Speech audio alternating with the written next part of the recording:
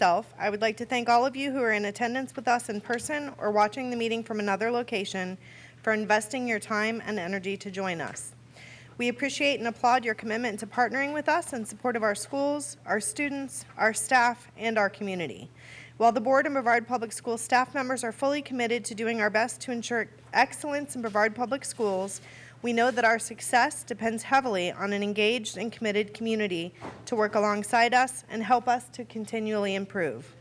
Thank you again for being active participants in the process. As you are likely aware, we were unable to hold several scheduled meetings due to Hurricane Irma. Those meetings were the September 7th special school board meeting, the September 7th final public budget hearing, and the September 12th school board meeting, and public hearing on revisions to School Board Policy 5517.01. Items from those meetings have been incorporated into tonight's agenda with the exception of the policy public hearing. That public hearing will take place on October 24th. With all of that out of the way, Pam, roll call please. Yes, ma'am. Mrs. Belford? Present. Mr. Craig? Present. Mrs. Deskovich? Present. Mr. Susan? Present. And Mr. Ziegler. Present. Thank you, Pam. Please join me for a moment of silence as we mourn the loss of two members of our BPS family, Michaela Sierra, a 6th grade student from Suntree Elementary, and Daryl Holmes, a 9th grade student from Astronaut High.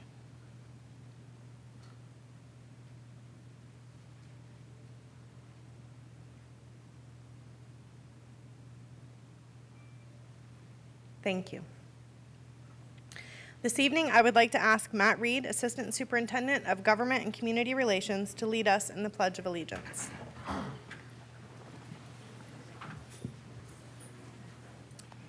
I pledge allegiance to the flag of the United States of America and to the republic for which it stands, one nation, under God, indivisible, with liberty and justice for all.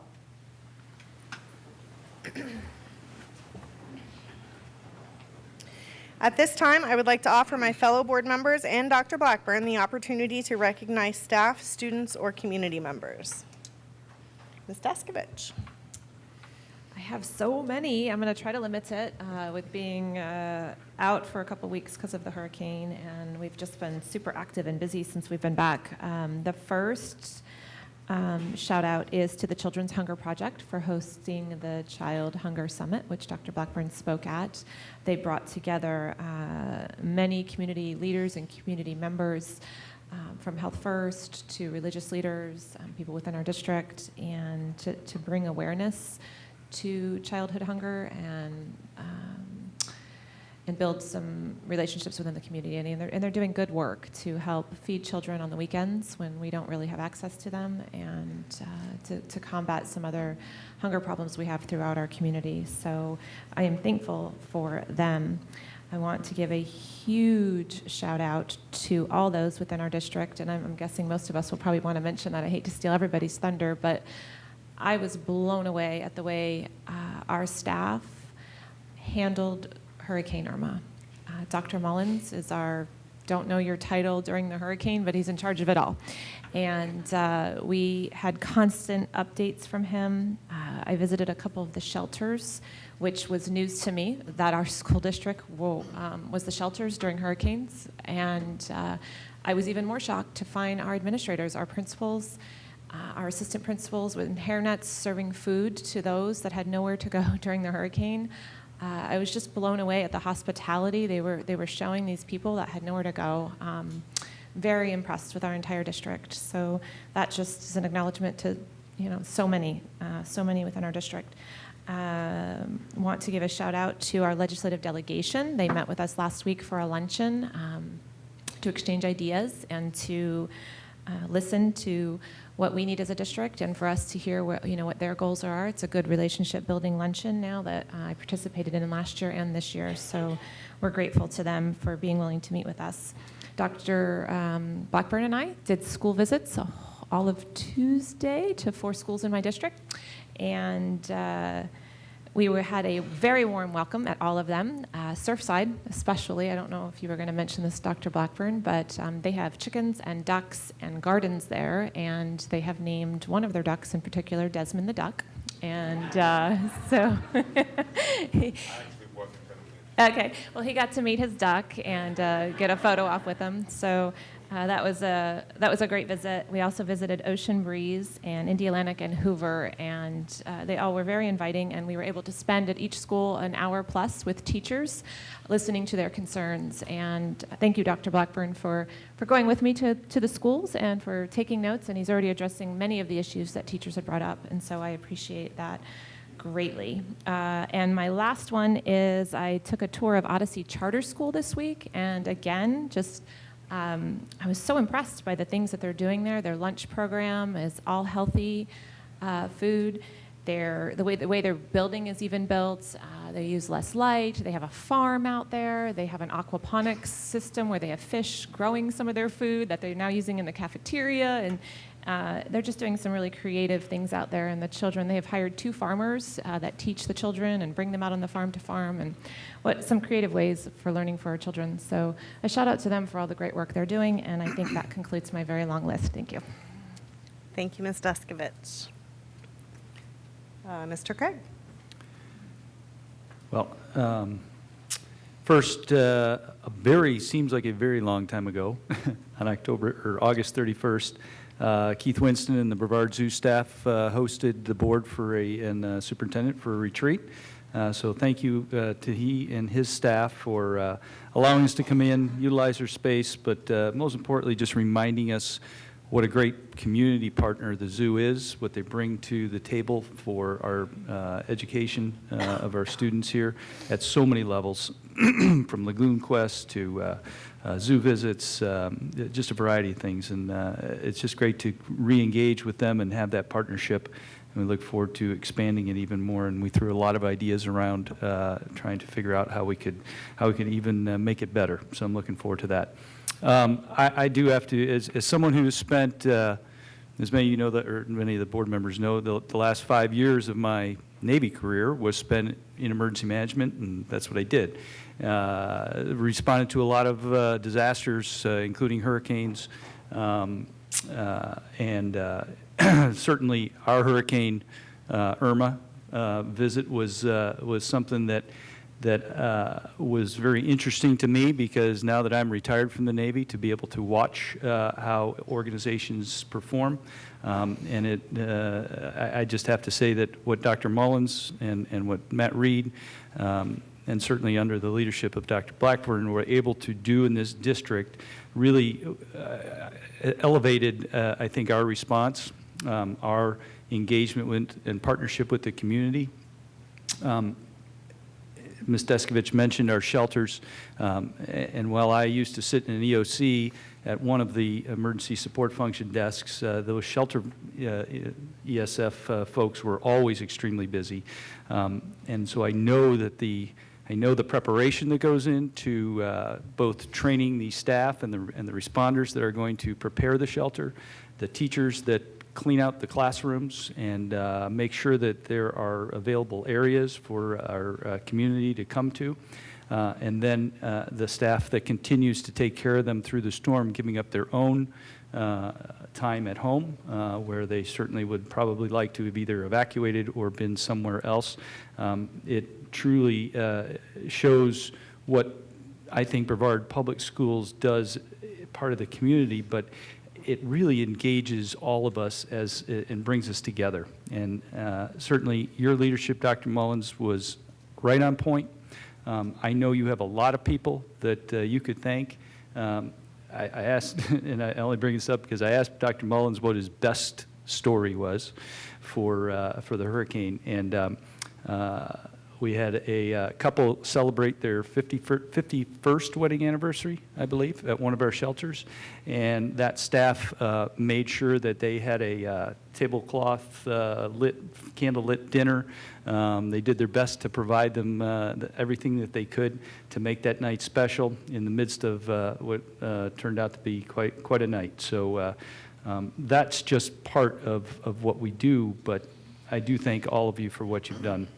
and the partnership with the county, the decisions on when to close schools was all made in a very methodical and precise way. Even when you were getting suggestions from sometimes people and from organizations that didn't have a full picture, and certainly we are all trying to process information because we have media sources and we have all the different ways to get information. And I thought that your response continued to be that methodical response, which made everybody feel like we knew exactly what was going on all the time. So I appreciate all that you did and the entire staff did on that. And that's about all I'd say. Thank you, Mr. Craig. Mr. Ziegler? I don't think I need to continue on the shelters. That was definitely an amazing effort. So I ditto everything you all said. So the board and the superintendent have been very interested in improving community relations by reaching out to our communities. And at the superintendent summit during the summer, where we had our principals and our assistant principals and administrators, Dr. Blackburn put out a challenge to them all saying that he wants to make sure they all have relationships with their community leaders, their faith-based leaders, before he gets to those leaders. So we have our principals thinking about that, and I was visiting Jupiter Elementary, and the principal there, Sherry Trosey, said, hey, in light of that, she'd like to get something together with a few community leaders around her school and have a conversation about, interestingly enough, about attendance challenges in our schools. So I suggested, well, why don't we make it larger, get the whole community, all the schools involved, got the mayor of Palm Bay, Mayor Capote, involved. And coincidentally, don't you know, others principals had the same idea, and Jed Kaminsky from Palm Bay High had the same idea and scheduled for the same night that we had such a hard time figuring. We said, well, that's not going to work because it's a conflict. So I want to thank Jed Kaminsky from Palm Bay High and Sherry Trosey from Jupiter for getting together and putting that all together, and also to Mayor Capote for participating and hosting and bringing community leaders. And what came of that was a very interesting conversation, which I did realize the challenges that some schools have with attendance, with getting kids. It's not just attendance of not showing up, it's excessive tardies, it's students that are leaving early to avoid having to wait in the bus loop. So that conversation evolved into how do we get that word out of there, how do we get the community involved in making sure all these kids go to school. So thank you to all of them for putting that together. Very important to reach out to our community and create those relationships, at the same time have a great message of what they can help us with, solve in their communities. Now that's all I have for tonight. Thank you, Mr. Ziegler. Mr. Susan? Is Bill McGinnis sitting out there? Is Bill? Tonight we have, which we are approving, the aviation hangar at O'Galley High School. And that's a huge opportunity for our district, not only because it's an aviation hangar, but it's also going to be a portion of a drone hangar, which becomes the first in the United States to be a drone aviation hangar also. So Bill said he was going to be here tonight to make sure that we all voted on it, and I wanted to give him the credit for the work that he's done to build that program at O'Galley High School. Also want to share the sentiments with the shelters and also the cooks. I mean, what they did was feed all those people through all those years, or all those nights, and make sure that they were safe and that they had great food and everything else. And then I also wanted to take a second and give credit to the students who are sitting here. You guys all came from Eastern Florida State's programs. If you guys are from Cocoa, raise your hand, from the Cocoa campus. If you guys are from the Palm Bay, raise your hand. And then if you're from Melbourne, raise your hand. You guys, thank you so much. We were talking earlier about how one of the major pieces to our school system is recruitment and retention. And being here tonight gives us the vision into the future and our current teachers. And I just wanted to say thank you for taking your nights. I know you guys have a lot of better things to do than to sit here and watch us. But thank you for being involved. Thank you for being the next generation that we're going to have as teachers. I really appreciate it. And that's it. Why don't we welcome our students officially?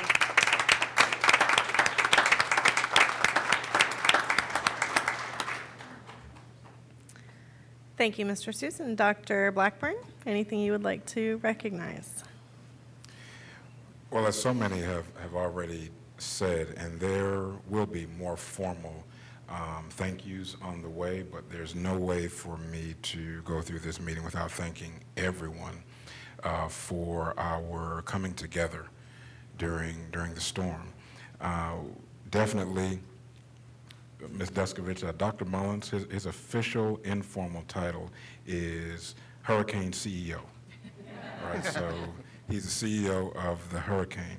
But in addition to everything that happened under operations, I don't know if staff noticed out in the field, we noticed, but the only communication that we ended up relying on 24/7 when some other forms of communication went spotty was the internet, was email.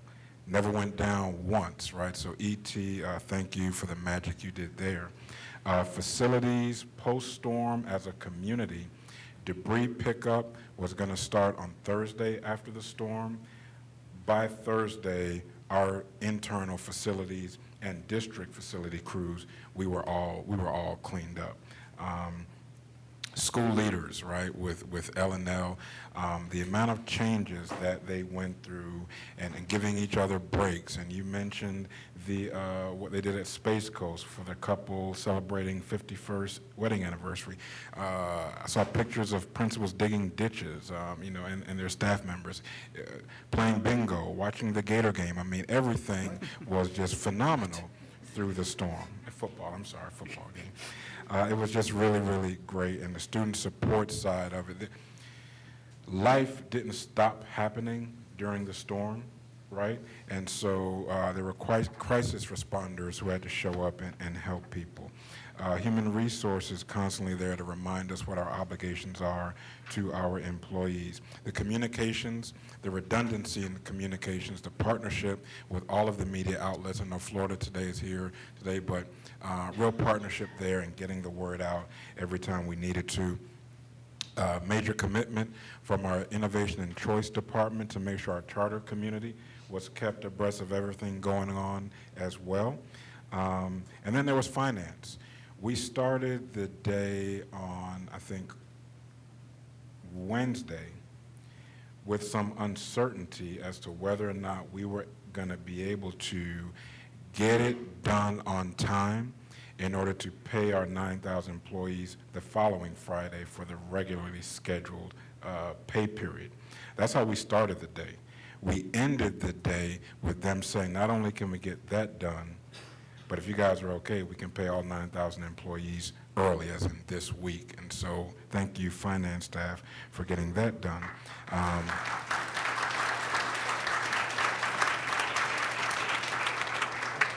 And then all of you, whoever says Facebook is not scientific research, I beg to differ. Because all I had to do was monitor the feedback that we were receiving from staff and community via social media. And everyone was really appreciative of the day-to-day communication and still holding out hope on being able to open up on Friday. Every day, everyone was okay with that, except for Wednesday. Come Wednesday, the feedback was essentially, okay, this is nice, but we need to know. And we got that feedback from Facebook, right? So thank you. Many people out here contributed feedback to that. Don't want to ever do it again, but if we have to, then there's not a better team on the face of the planet to do it with. So thank you to everyone. And like I said, more formal appreciations are coming out. Last but not least, next week starts October. October is Breast Cancer Awareness Month. I'll be celebrating and raising dollars, and real men do wear pink. Thank you. Thank you, Dr. Blackburn. I do not want to beat the hurricane discussion to death, but I do have to just touch on a couple of things that have not been mentioned. And that is certainly the folks working to ensure that everyone was paid a week early, I think was enormous. I've had numerous people thank me for our closure on both Thursday and Friday because it gave them time to not only ensure that their classroom was okay, but to ensure that their house was okay and that their parents' house or their children's house or I've had numerous people comment on the fact that this was the most relaxed they were going into a storm because they really felt like they had an opportunity to truly prepare. So thank you to providing that time for them. And then also the fact that our folks continued to get paid throughout the storm. I think was huge because there are many, many people in our community that are losing significant amount of income because of that storm, even you know, small businesses that had to shut down for all of that time and truly have lost income. So I think that's a great benefit for our team. But one of the stories that I wanted to share with you, which I thought was just incredibly interesting, I too went and visited my shelter schools prior to the storm, and some of them, one of them during the storm and after the storm. It was interesting to me because that Wednesday or Thursday after the storm, I had taken my mother out for her birthday to grab some lunch and do a little bit of shopping. And I ran into two of our principals who had been serving in shelters the previous weekend, both of whom had left those shelters, gone to their schools to clean up at their schools after everything had calmed down. And the communication from both of them, unprompted, was, we've got to get schools open back up. I need to feed my kids. And I think that speaks volumes about the folks in our school, because here they may not have even had food at home themselves or power or, you know, any number of challenges there. But I think it signifies the commitment that we have as a system, as a team, as a district to making sure that the needs of our students are met. So huge thank you to them for that.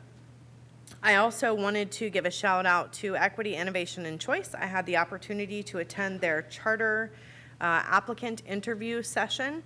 And not only Equity, Innovation, and Choice, but really all of the departments that put their time, energy, and effort into evaluating the applications of our charter schools to ensure that they're starting off on strong ground and will be successful for our students.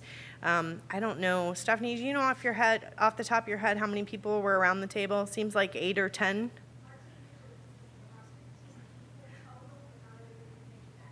Okay, so about 15 people total from the organization go through every charter application to troubleshoot, provide recommendations, support to ensure that those charters are successful. And this was my first time sitting through the interview process, but I have to tell you, I was quite impressed with the work and the expertise that everyone brings to the table on that. So many thanks to all of those individuals. Dr. Blackburn and I also visited schools prior to the hurricane. Would like to thank Madison, Mims, Coquina, and Titusville High School for hosting us at their schools. The principals took some time to sit down and talk with us. And then we also had an opportunity to spend about an hour listening to staff members share their thanks and their concerns and their recommendations. So thank you to all of you who gave us input, so critical for us to be able to guide the district going forward.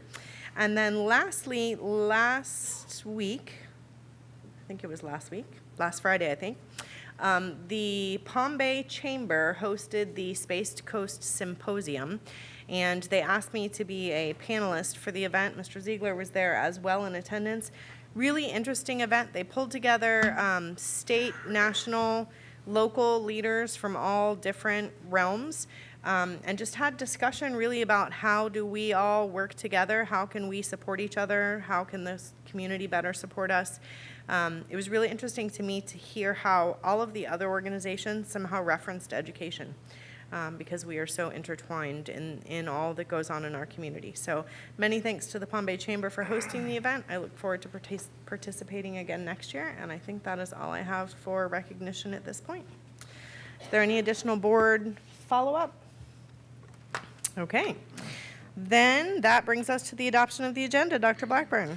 Mrs. Belford and members of the board, on this evening's agenda, we have administrative staff recommendations, an administrative staff recommendation addition, 1 recognition item, 2 proclamations, and 22 consent items. Under action, we have 14 items which are part of the final budget public hearing, 6 other action items, 4 information items, and 1 staff report. You also have the yellow supplemental agenda, which are changes made to the agenda since being released to the public. There were revisions to item A7 on administrative staff recommendations. Added is item A8 on administrative staff addition. There is a revision to item F19 on instructional staff recommendations. Revisions to item G46 on commit fund balance of $500,000 to be used for school security resource officers in fiscal years 2018-19 and 2019-20. Item G47 on commit fund balance of $482,168 to be used for positions and services to be used in centralized internal accounts in fiscal years 2018-19 and 2019-20. Item G48 on commit fund balance of $400,000 to be used for school athletic assistance in fiscal years 2018-19 and 2019-20. And item G49 on department school initiated agreements. Additionally, the item regarding the 2017-2018 IDEA, that's Individuals with Disabilities Act grant, was moved from consent to information. What are the wishes of the board? Move to approve. Second. Moved by Mr. Craig and seconded by Ms. Deskovich to approve the agenda for this evening. Is there any discussion?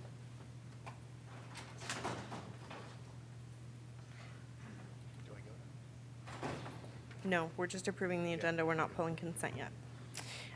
Okay, if there is no discussion, please vote.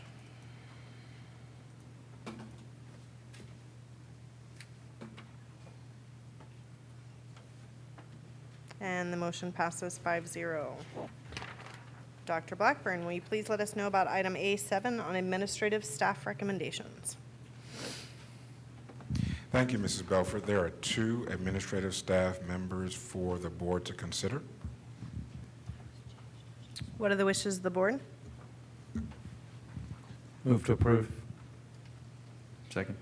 Moved by Mr. Ziegler, seconded by Mr. Craig to approve item A7. Is there any discussion? You are A8, Mr. Susan. Any other discussion? All right, please vote.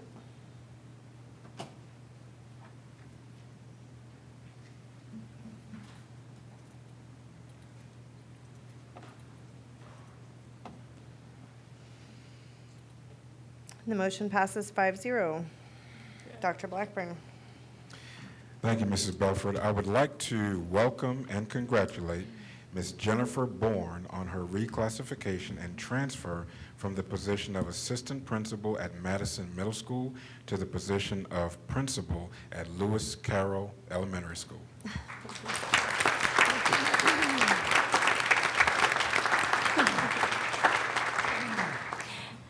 Thank you, school board, and thank you, Dr. Blackburn, for this amazing opportunity. I'd also like to thank Mrs. Klein, Dr. Sullivan, and the leadership team at the district who has been so supportive and encouraging of me all the way through as I've grown as a leader. My mentor principal was Tara Taylor, and the last couple of years have been absolutely amazing. The wisdom, the guidance, the support, and I've grown more and more every day working with her. This last year, I've had the opportunity to work with the great Sherry Tomlinson, who is famous in the district, and that, again, has just been an amazing, amazing opportunity for me. I'm so grateful, and I can't wait. I start tomorrow, and I get to lead Lewis Carroll Elementary School, and I'm just so grateful. Thank you very much.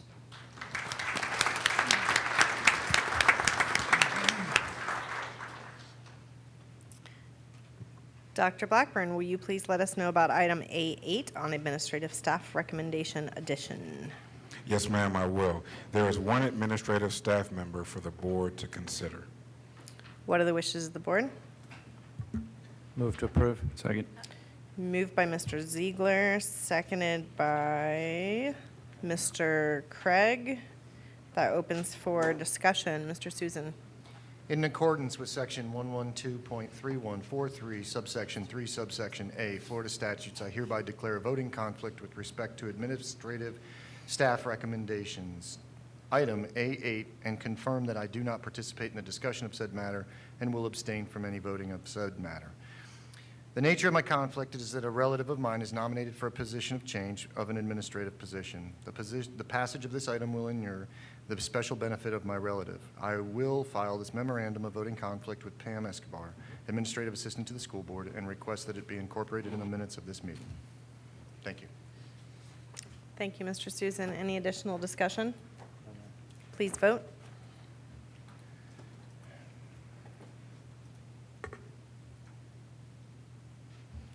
And the motion passes 4-1 with Mr. Susan abstaining. Dr. Blackburn, will you please tell us a little bit about our recognition item? Absolutely. Item B9 is to acknowledge the programs and teachers recognized by the Florida Department of Education and the Florida Alliance for Arts Education at the FAAE Leadership Summit held June 22nd through the 24th, 2017 in Orlando, Florida. Introducing our presenters is Dr. Stephanie Sullivan, Assistant Superintendent of Secondary Leading and Learning. Dr. Sullivan. Thank you. Good evening, board members, Dr. Blackburn. Tonight, we are honoring exemplary music and visual art programs in our district. These schools have received the Florida Arts Model Schools designation for 2017 through 2020. We are very proud to announce, since the inception of this award 2 years ago, 14 of the 36 schools designated statewide are Brevard Public Schools. Assisting with the presentation of awards is Bridget Geiger, K-12 Visual Arts and Theater Resource Teacher, and Cindy Johnson, K-12 Music Resource Teacher. Thank you, Dr. Sullivan.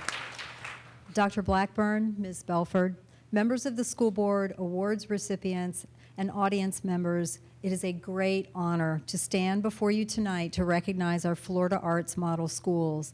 The Florida Department of Education supports a complete and comprehensive education, which includes dance, music, theater, and visual arts for all Florida students. To help achieve this goal, the Florida Department of Education, in partnership with the Florida Alliance for Arts Education, seeks to identify strong arts education programs in schools throughout Florida. The Florida Arts Model Schools program recognizes schools that offer exemplary programs in any of the 4 arts disciplines and partners them with underserved, or emerging schools desiring to either enhance an existing arts program or implement a new arts program. Kennedy Middle School will be partnering with Cocoa High School 712, and Southwest Middle School will be partnering with Stone Magnet Middle School. This is the 3rd year for the FAMS program. It has replaced the Music Demonstration School Award and the Visual Arts Demonstration School Award. Dr. Blackburn and Ms. Belford, would you please come forward to present the awards to our honorees? Award recipients, please remain standing in the front for a group photo. Receiving the FAMS designation for music is Kennedy Middle School. Principal, Richard Myers. Music teachers, Michael Spur, Jacqueline Brooks, and Tabitha Bennett.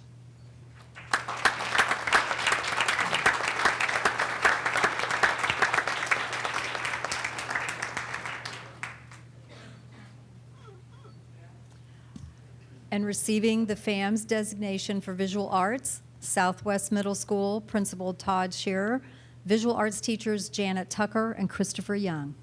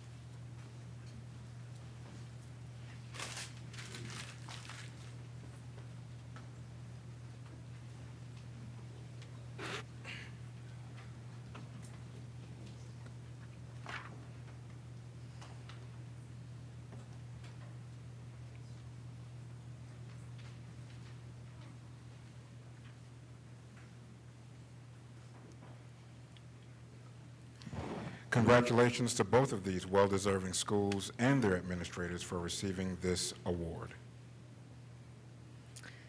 Dr. Blackburn, do we have any resolutions or proclamations? Yes, Mrs. Belford, we do. There are two on this evening's agenda. Mr. Reed will read both resolutions for us. The first one is a resolution proclaiming October 9 through October 13, 2017 as National School Lunch Week. Mr. Reed. Whereas the National School Lunch Program has served our nation admirably for over 60 years through advanced practices and nutrition education, and whereas the National School Lunch Program is dedicated to the health and well-being of our nation's children, and whereas the National School Lunch Program has been joined through the years by many other excellent child feeding programs, and there is evidence of continued need for nutrition education and awareness of the value of school nutrition programs, now, therefore, it be it resolved that the School Board of Brevard County, Florida hereby proclaims the week of October 9th through October 13th, 2017 as National School Lunch Week, and encourages all residents to become aware and concerned about their children's as well as their own nutritional habits in hopes of achieving a more healthful citizenry for today and the future. Thank you, Mr. Reed. What are the wishes of the board? Move to approve. Second. Moved by Mr. Craig, seconded by Mr. Ziegler to approve the resolution. Is there any discussion? Please vote.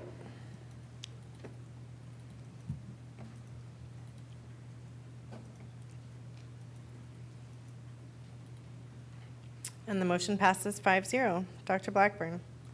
Item C11 is to adopt a resolution to proclaim the week of October 16 through October 20, 2017 as National School Bus Safety Week. Mr. Reed.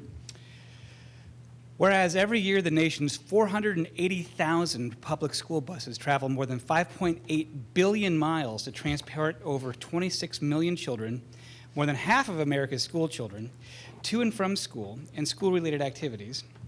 And whereas Brevard School District's excellent safety record in transporting over 24,000 students each day on 360 school buses has been achieved and must be maintained, and whereas school bus transportation is one of the safest forms of transportation in the United States, and school buses comprise the country's largest mass transportation fleet, and whereas school buses meet higher construction, equipment, and inspection standards than any other vehicle, and school bus drivers meet higher qualification, training, and testing standards than any other drivers, and whereas the theme of this year's National School Bus Safety Week is #StopOnRed, and whereas motorists must remember to stop when a school bus is stopped and its arm extended and red lights flashing, remember that?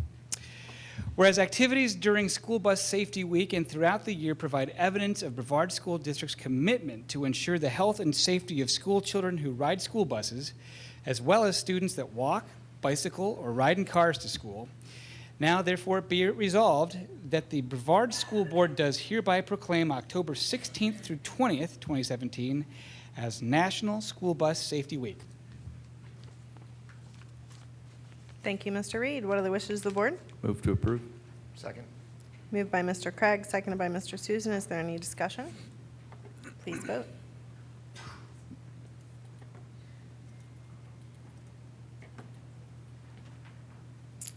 And the motion passes 5-0. We are now at public comments. The maximum allotted time for each speaker is 3 minutes. Please be reminded that statements shall be directed to the board chairperson. No person may address or question board members individually. The board chairperson may interrupt, warn, or terminate a participant's statement when the statement is too lengthy, personally directed, abusive, obscene, or irrelevant. If an individual does not observe reasonable decorum, the board chairperson may request that individual leave the meeting. Please keep in mind that we often have children present and/or children viewing our board meetings, and we encourage an environment appropriate for their viewing. While no action will be taken this evening by the board on items raised in public discussion, board members may, assist with connecting public speakers to district staff that can assist with concerns, respond in brief to comments made by speakers that require immediate clarification, request that a response to specific speakers be placed on the school board's website under the section called For the Record. These responses will take place at the end of the public comment portion of the meeting. I request that you speak into the microphone and state your name as you approach. We have 13 speakers signed up for this evening.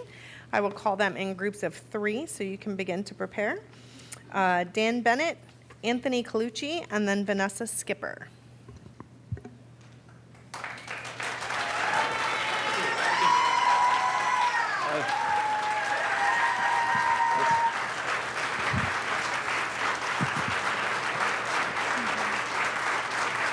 No pressure.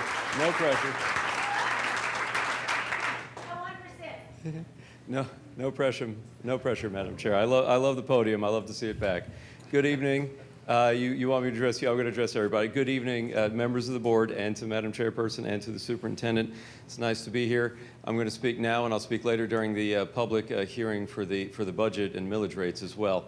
But I want to make sure, as president of BFT, that you know why we have a crowd here tonight. It's not just that teachers have a sudden interest in the board meeting, and we certainly do, but we've all worn red. We've all come out to show support, or actually a lack of support, for what happened at the bargaining table last week when we met, and you heard some people talk about the 1% raise.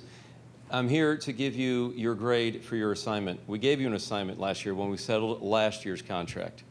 And last year you didn't really have a plan for competitive raise package. You all have given public talk and personal talk to me about how you want to make sure that our compensation package is competitive with other counties, with the rest of Florida. At one time we were the top of the contiguous counties. We are no longer the top, not after the last 2 years of settlements that have been the bottom of our connecting counties in our area.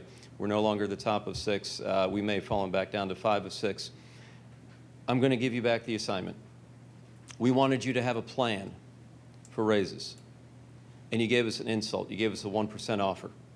If I had to give it a grade right now, it would be an incomplete. If you don't accept the incomplete, it's going to be another grade that you're not going to like, but we're not done bargaining, so you have to try again. There's a phrase, I've seen it in the classroom on posters before. It says, no single drop of water believes it is responsible for the flood. And maybe that's appropriate here in a month of hurricanes, but it has a figurative meaning, not just a literal meaning. Each of you got into this business, whether it was being a superintendent or a school board member, knowing the condition of our profession, knowing we're a traditionally underpaid profession, knowing that we traditionally give many hours beyond our contracted work hours, knowing that we're a profession that struggles for support, knowing that politicians, legislators, now national politicians are coming after this field with every insult they can. You know that funding is hard to come by. And you could just sit there like board members before you and superintendents before you and say, well, that's the nature of the teaching profession. You could be one more drop of water on top of the flood water and say, I didn't make this mess, it's not my job to clean it up. Or you could begin to be the water that washes away the past and fixes this mess. We told you last year that when we settled the contract and we thought it was a little bit low, we told you we knew there was a mess, but we said, stop doing the same thing that every other board does and every other superintendent does and say, well, your raise is dependent on what happens from Tallahassee. If we really are your priority, then when you build your budget, you'll put the dollars in. And you'll let other things hang out there and may not get funded. You made a wish list in the spring of other things you'd like to fund, and I see that they're on the agenda tonight. We don't need more people in this building.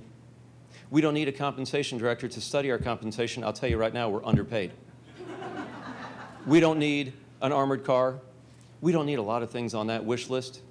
We need to be the priority that you said that we are. Thank you, Mr. Bennett. Your assignment is handed back to you.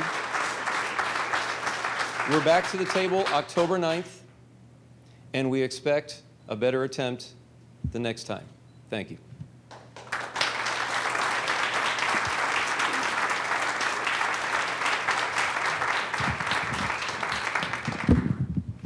All right, Mr. Colucci.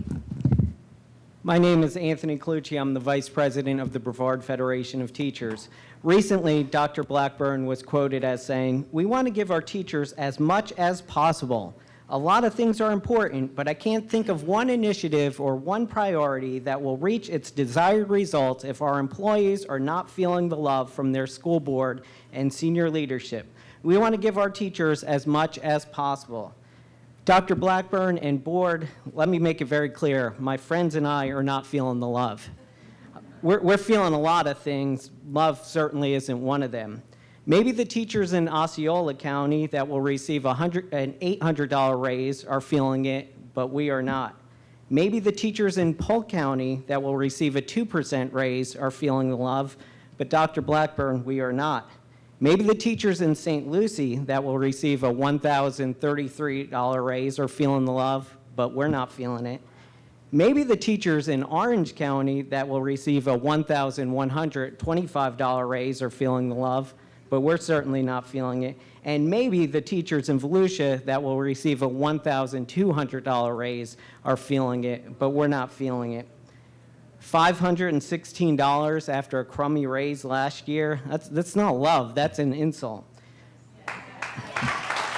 Last year, we gave you the benefit of the doubt, and we gave you time to get your house in order. You seem to be making a good effort to do so by putting some money aside, but you're about to make the same mistake that previous boards have made over and over again. You continue to pay for every program and initiative under the sun with money that should go towards teachers' pay. Do you remember Dr. Blackburn's words?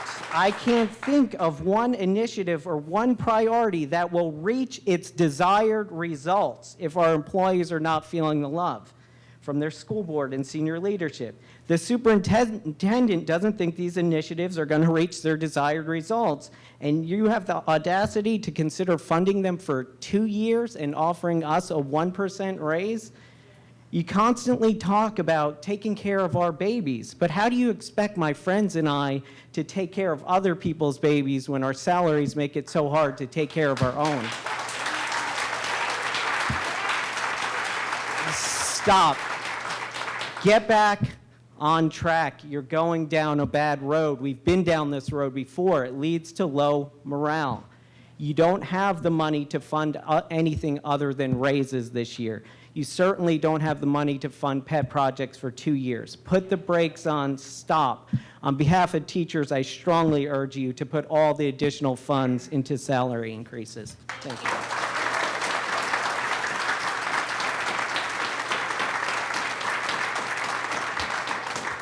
Thank you, Mr. Colucci. Ms. Skipper.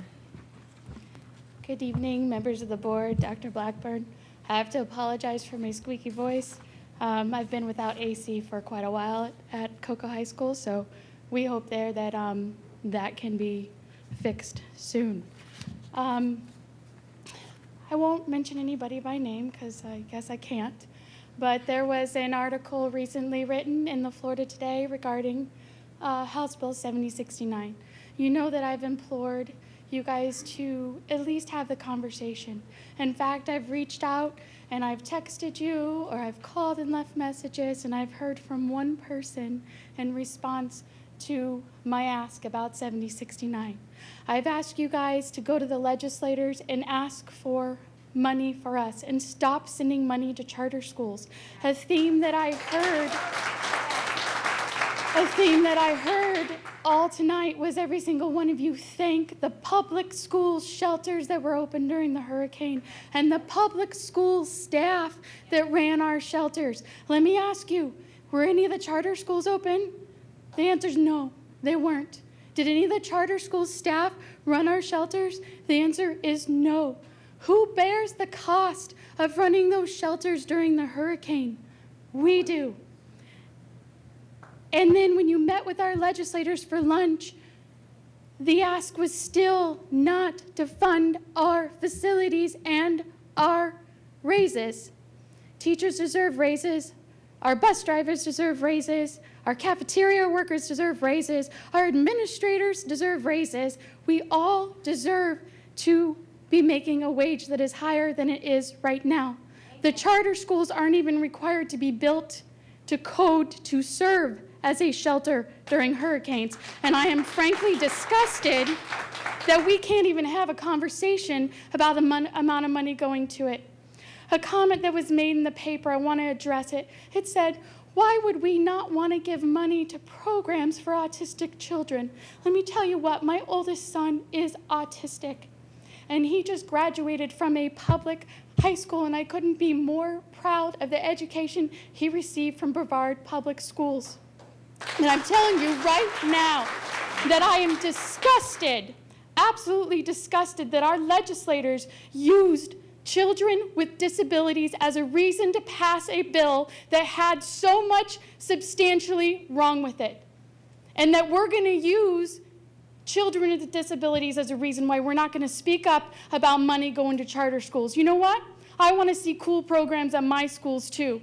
I want to see air conditioning at my school. I didn't spend all of 2014 fighting for a half-penny tax for my students to have a better learning environment and for my colleagues to have a better working environment, to not have a school board advocate to Tallahassee on my behalf. Those are my students, those are my classrooms, these are our classrooms, these are our students, and we deserve more.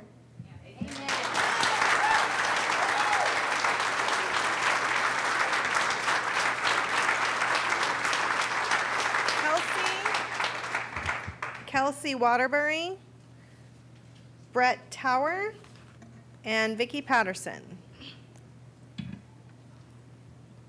Hello, my name is Kelsey Waterbury. I'm a kindergarten teacher at Lockmore Elementary, and I'm on the executive board of BFT. I'm here speaking tonight to represent over 90 teachers who couldn't make it because they have prior commitments to school, they have a second or third job, or they have sick family members at home. However, they wanted to be represented because they're insulted, just like all of us, for the 1% offer that we received the other day. Over 90% of these names have other full-time jobs besides teaching. 90%! Blair Burden, Ann Roberts, Teresa Nick, Elizabeth King, Kaylee Durelis, Beth Bale, Tracy Green, Sonia DeSoma, Yvette Hink, Allie Cooper, Dina Dacey, Laura Jones, Tracy Stiles, Catherine Ward, Missy Neal, Heather Emery, Amanda Hitchcock, Chad Hitchcock, Connie Johnson, Meryl Patrick, Jeffrey Kelly, Susie Staples, Brittany Meeks, Christine Hill, Tahani Kaiser, Mary Alice Hoddington, Kenneth Johnson, Cheryl Johnson, Melanie Smith, Peter Gay, Ed Ferguson, Melba Weiner, Roxanne Polachuk, Amy Hadley, Tana Groff, Amanda Lett, Connie Frederick, Tanya Anderson, Kay Laundrie, Jessica Height, Tom Jackson, Beth Honeycutt, Sandy Robinson, Kelly Parker, Julie McKenzie, Chris and Linda Scalazowski, Rita Glinson, Nancy Boyer, Karen Smink, Cindy Weimer, Julie Johnson, Katie Walters, Missy Slack, Pam Brockmeyer, Tanya Lloyd, Maggie Fleming, Rashina Groh, Lisa Young, Maria Clifford, Susan Martin, Julie Broski, Lauren Austin, Jenny Barna, Erin McMullen, Jenny Gentiles, Jenny Carpenter, Janice Holder, Sarah Klein, Catherine Mendez, Jennifer Maldonado, Priscilla Hutter, Kelly Lett, Mary Pringle, Leslie Kranick, Laura Steen, Amber Blankenship, Sue Hoyt, Mary Morton, Kelly Monastrani, Katie Lampkin, Jim Taylor, Deborah Hubbard, Gary Hubbard, Lindsay Fergino, Jennifer Brown, Susan Bolchelin, Miley Brinley, Lori Foote, Kathy Bryan, Melissa Kingfield, Kevin Heyman, Cindy Roach, Angela Clauser. The majority of these teachers are on professional contract with a master's degree. They have taught 20, some 30 years, and still have a second job, even a third job. One of these teachers used to teach in Brevard County for 20 years. She had 3 jobs just to make ends meet. Now she's teaching in the Panhandle, where she only has to teach, and she was able to buy a house. People wonder why teachers are so exhausted. It's because we're your tutors, we're your waitresses, we're your cashiers. Other students shouldn't have to see us out working and questioning what we're doing, just as we're here questioning what are you doing.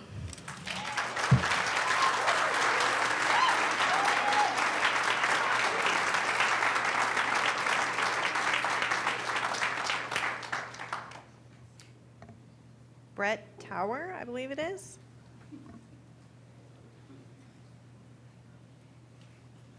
Good evening, members of the board, Dr. Blackburn. I'm Brett Tower. I've been teaching in Brevard County for 14 years now. Before that, I was an x-ray technologist for 18 years. I really enjoyed it, but I felt like I needed to do more. One of the things I noticed when I got into teaching was the unbelievable professionalism of my colleagues and the dedication that they gave every day. I enjoyed listening to you guys talk about the hurricane relief, and that bespeaks of a great level of organization and preparedness on the part of the district. But I would stress that none of that is possible without the efforts of each and every member of the workers in this district. And teachers, we don't always talk about it, but we are workers, and we are labor. And we are here taking care of the babies. We are fulfilling our mission. But I'm going to challenge you guys to expand your thinking and think about us as your babies. And I really ask that you give us a better offer than 1%. I think when you think about it, you will realize it's not just insulting, it's almost ridiculous. Thank you for listening.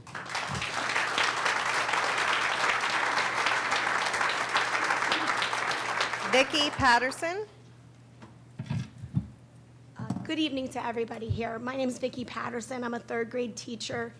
I've been working for 21 years as a veteran teacher, and I have been rated highly effective for all 21 years. I have a master's of business, and a bachelor of business and a master of education. I've worked in Broward County, Brevard County, and Henry County, Georgia, where I made $12,000 more a year, and that was 8 years ago. And yes, I did pay state tax. It was only $2,000. $10,000 raise would really help me right now. I'm a single mom. I live in a 2-bedroom condo. I pay $600 in mortgage. I have no car payment. I drive a car that has 109,000 miles on it. I spend no money on extras. I work 3 jobs to pay my bills and feed my daughter, who also has to work to help me pay the bills. I can't afford to join the union because I would have to work another night at the restaurant to pay for my dues. And I'm not the only one who can't join the union because of that. I work many hours as a teacher. I tutor 3 nights a week. I waitress till 12 o'clock on Friday and Saturday nights. I, like 99% of the other teachers in here, work well past 5 o'clock at night. I go in early when there's no air conditioning. I stay late when there's no air conditioning because you shut it off at 4. I work hours and bring a cart of work home for nights and weekends. Last night, actually, I left school at 7:45 p.m. I was battling the computer system to try to get my interims done. I live off of $33,000 a year. I make $200 more a paycheck than my neighbor teacher who's worked 2 years with no master's degree. So I don't think we're really supporting our veteran teachers, and she can tell you I'm her best ally, and she's learned a lot from me. You say we have summers off. I actually kept track of how many extra hours I worked during the school year one year, and it well exceeded 8 hours a day for my summer days. I didn't know it. I bet you didn't know it, but we work in the summer too. I beg you to realize that 33 cents an hour and a 1% raise doesn't come close to the increase in the cost of living for me. My daughters are top 3% of her class at Vieira High School. I can't go to the football games to see her cheer because Friday and Saturday nights I need to be making the best money I can at the restaurant. The only thing I have to say about that is really sad. She's going to be very successful. She has a lot of friends. And the one thing she says to them, do anything, but don't be a teacher. At the end of this year, she will graduate. I will either need a 4th job, move to another state like Georgia where I'd make at least $12,000 more a year, or go back to college and get a different career. So I will be leaving the system at the end of this year. I think it's sad, and I hope you realize we're suffering and we need help. Thank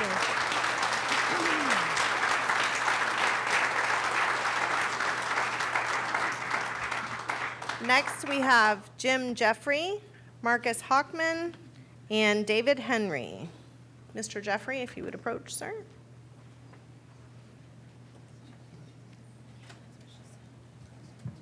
Yeah, Dr. Blackburn and the board. Was with you most of the afternoon. Get this thing up a little bit. Kind of start out, maybe we can get a few laughs out of this, but maybe Dr. Blackburn, you could follow Trump's lead and maybe donate part of your part-time salary back to help these ladies out. To help a little bit. What I'm here to talk about, though, is I'm representing the Manchester Lakes HOA of 462 members. And we'd just like to say that the school board proposal introduced a couple hours ago to move West Melbourne High School students from Class A Melbourne High over to Class C Palm Bay High will result in significant decreases in property values, which will in turn cause your millage rates to be insufficient. Because of Class A Palm Bay High School, any graduate from there will find difficulty being accepted in a college of their choice.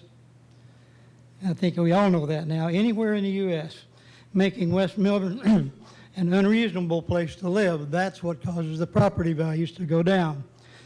The West Melbourne City Council did unanimously last week oppose this school board proposal for the same millage rate concerns that I'm raising here.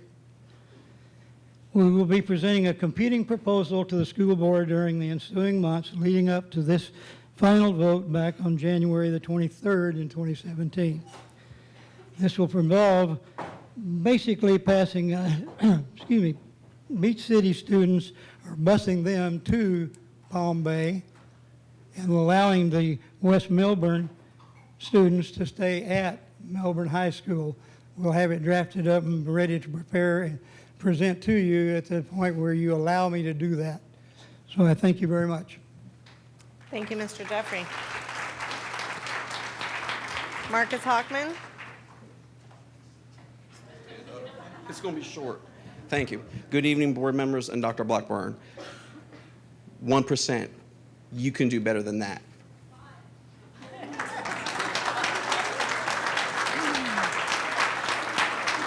David Henry. After David Henry, we have David Meter, Carol Brown, and Terrence Tapes. Good afternoon, board. My name is David Henry. I'm prior service Army at Eastern Florida State Cocoa Campus. Hopefully studying for law and to hopefully one day be a lawyer. I want to thank Dan for leading me in here because usually I'm attending county commission meetings, so we got some nice digs here. I'm torn because I'm listening and it has nothing to do with what I'm here to talk about. Teachers asking for raises, and I'm for everyone to get a raise, but I'm curious, especially from the demographic that I represent, what this group thinks about the $15 or $10, the raising the minimum wage across the country, state of Florida. So that's in itself something on the side. I'm submitting a proclamation that's been passed in Bradenton, Manatee County, and Sarasota County in regards to Parental Alienation Awareness Month in the month of April. The only contribution I made to the proclamation was, whereas childhood establishes the integral, fundamental understanding, concept, and importance of gender, religious, economic, and racial equality. I represent the unofficial Brevard County Fathers' Rights movement, or Brevard County, Florida Fathers' Rights movement. There's a national following for official group for the Fathers' Rights movement. Florida has a chapter, and I faced it growing up in school in Brevard County, several schools I went to, and I dealt with that issue, and I'm dealing with it now as a parent. I've worked with our clerk of court, Scott Ellis, submitted the idea to county manager Frank Abate. I've forwarded some of the information to you guys via email, and I'm asking for maybe a workshop or something to put together, compile some data. That way, it's not just the constituent or the people of this county that are voicing ideas, but you guys actually have hard data behind it. I didn't come here planned. I just came here after school, so bear with me a moment. I've worked with Early Learning Coalition, the Florida Department of Education, and because of some ongoing issues I have behind the scenes, the United States Department of Education. And there's been some substantiations there, and I speak on the issue, and they've compiled some data, and I'm hoping that we can get a grassroots, if not local, movement behind this. I think the teachers would support this because they see the issue manifesting in their schools, and it manifests in my demographic, in the communities that I represent. Fathers do matter, mothers matter, and these children matter, and this is the only time I've ever heard a body speak of children as babies, which means it's a term of endearment. I think you guys care. I heard the board member speaking about the principals caring about our children, and that meant a lot to me because when I was growing up and coming to school here, I didn't get that sentiment from the school. So I like this board. That's my idea. If there's any questions, I'm happy to answer. And is it possible that we might be able to compile some data, at least on the issue? If you would like to connect with Dr. Theddy in the back of the room, Dr. Theddy, could you just give a wave? Mr. Henry, if you would like to go speak with Dr. Theddy, she may be able to assist you in moving forward. All right, thank you. You're welcome. Have a great night.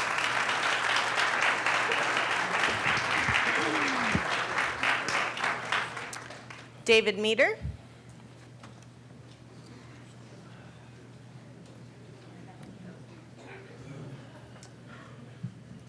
Good evening. My name is David Meter. I'm a U.S. history and civics teacher and a member of the Brevard Federation of Teachers. I see that there was many potential one-percenters in the room tonight. Unfortunately, unlike the one-percenters that the media focuses on, these people are at the other end of the financial spectrum. And who are these people? Why, they are teachers, the ones who educate our children, the ones whose job is described as one of the toughest out there. And how are they valued by this board? A 1% raise. What message are you sending? Maybe those students who don't value education are just reflecting this board's values. Put yourself in the shoes of a young teacher. Think about how they must feel after paying for college, getting their first teaching job, and then to have reality hit them. This is financially the best it's going to be. Nationally, half don't stay for 5 years. And while there are many factors, pay is one of the big ones. And who is suffering? These teachers, their families, and the community, and the taxpayers. That's right, the taxpayers, whose tax dollars will be used to recruit, hire, train new teachers. This money could be better spent to retain the excellent teachers that we currently have.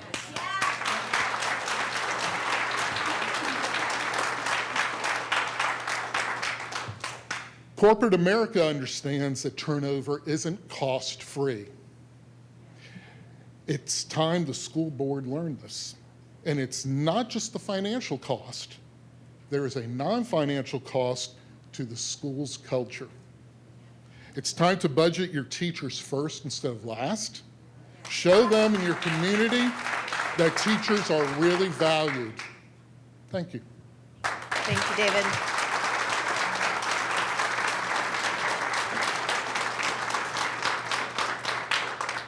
Carol Brown. Hello, my name is Carol Brown. I am a U.S. history teacher. I teach 6 classes, almost 130 students. And in addition, I'm also an ESC teacher, so I have that caseload. Well, I went to peer training right before the storm, and I sat there and I went, oh my gosh, this is like 10 steps backwards, the new peer program. Enrich had its problems, there's no doubt about it, but at least it gave us some assistance with drop downs. I can see right now that writing an IEP until I get the hang of this new program is probably going to cost me an additional hour per student on my ESE caseload. So then I find out, oh, the school board wants to give me a 1%, whopping 1% raise. I'm going, geez, isn't this just like our school board? You give us more work to do, and less money to do it on. So,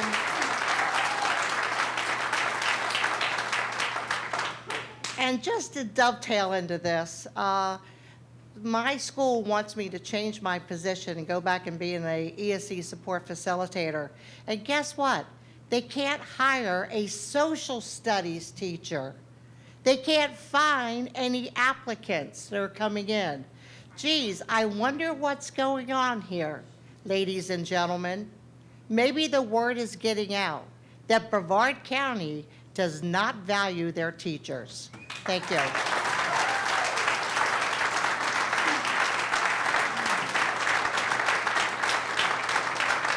Terrence, followed by Karen Clark. Terrence? I'm merely a community member, although I have friends that are teachers or have been teachers, so I understand where you're coming from. And it just so happens I'm a U.S. government employee retired from the Treasury Department and from the U.S. Department of Labor. So I'm aware of things like Bureau of Labor Statistics, it turns out the inflation data and all that.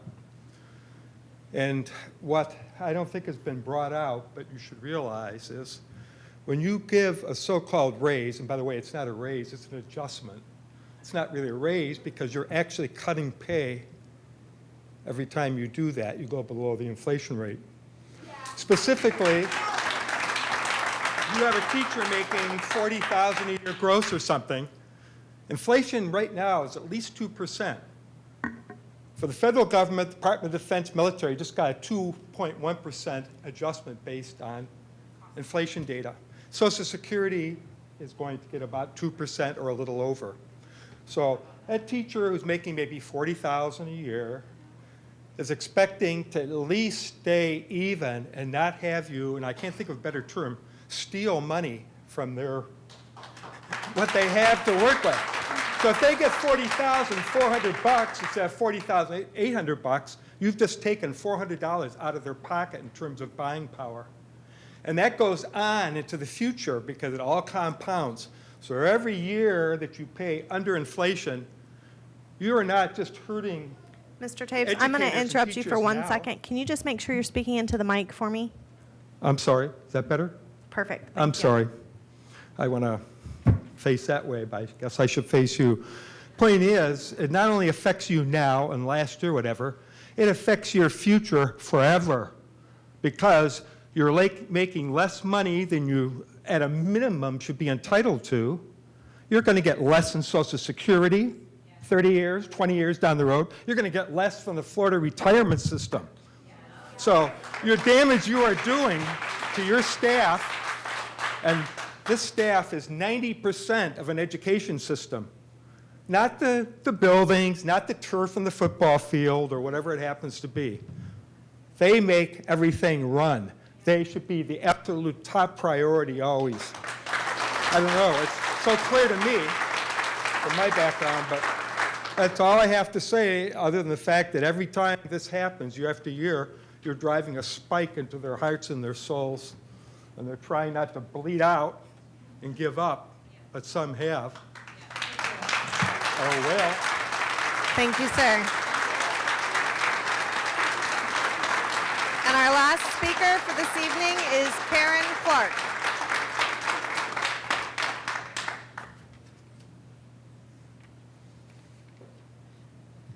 My name is Karen Clark, and I am sorry I didn't wear red tonight.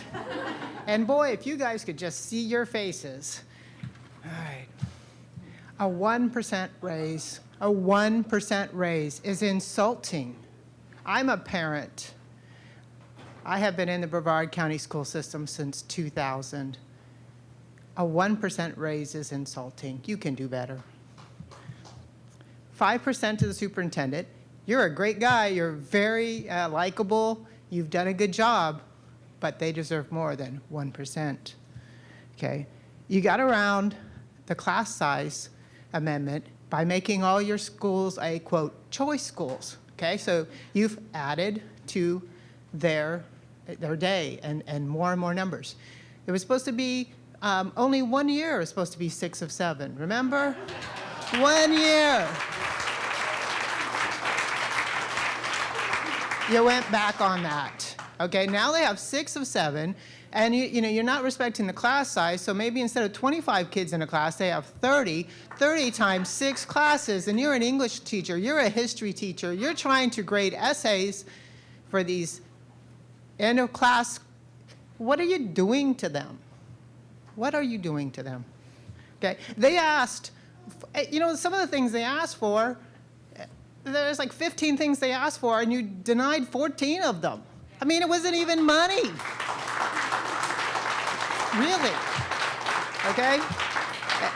And your little, luncheon with the legislative delegates, they basically told you that you aren't getting any money, you've self-funded, okay? So instead of, quote, building relationships, maybe we should join the lawsuits that these other counties have done. Because this education bill that they passed this year is a disaster.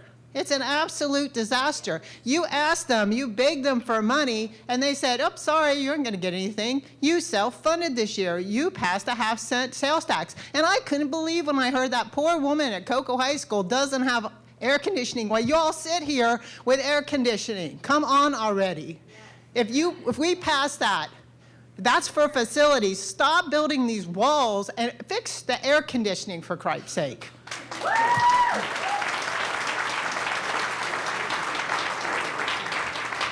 I thought, there was supposed to be budgetary. I mean, a lot of people ran on, oh, I'm a great budget person, but I don't see it. They're not feeling it.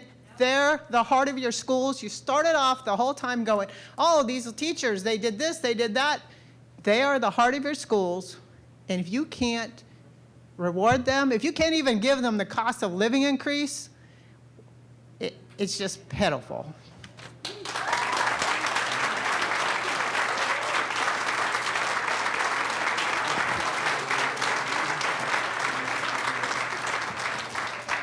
The board wishes to thank this evening's speakers. Your willingness to speak to the board is appreciated. That moves us into the consent agenda. I'm sorry, ma'am, you may not shout from the audience. I'm sorry, ma'am, but we may not take we're going to take a quick recess.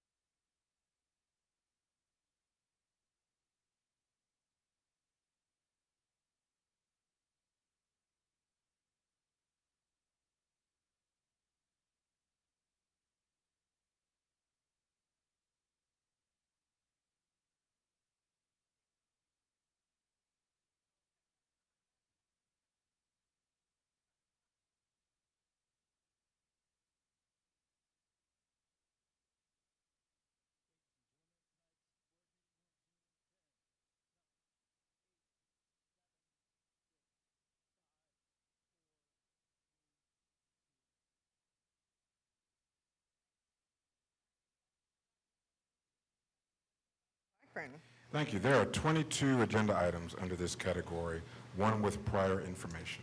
Does any board member wish to pull any item from the consent agenda?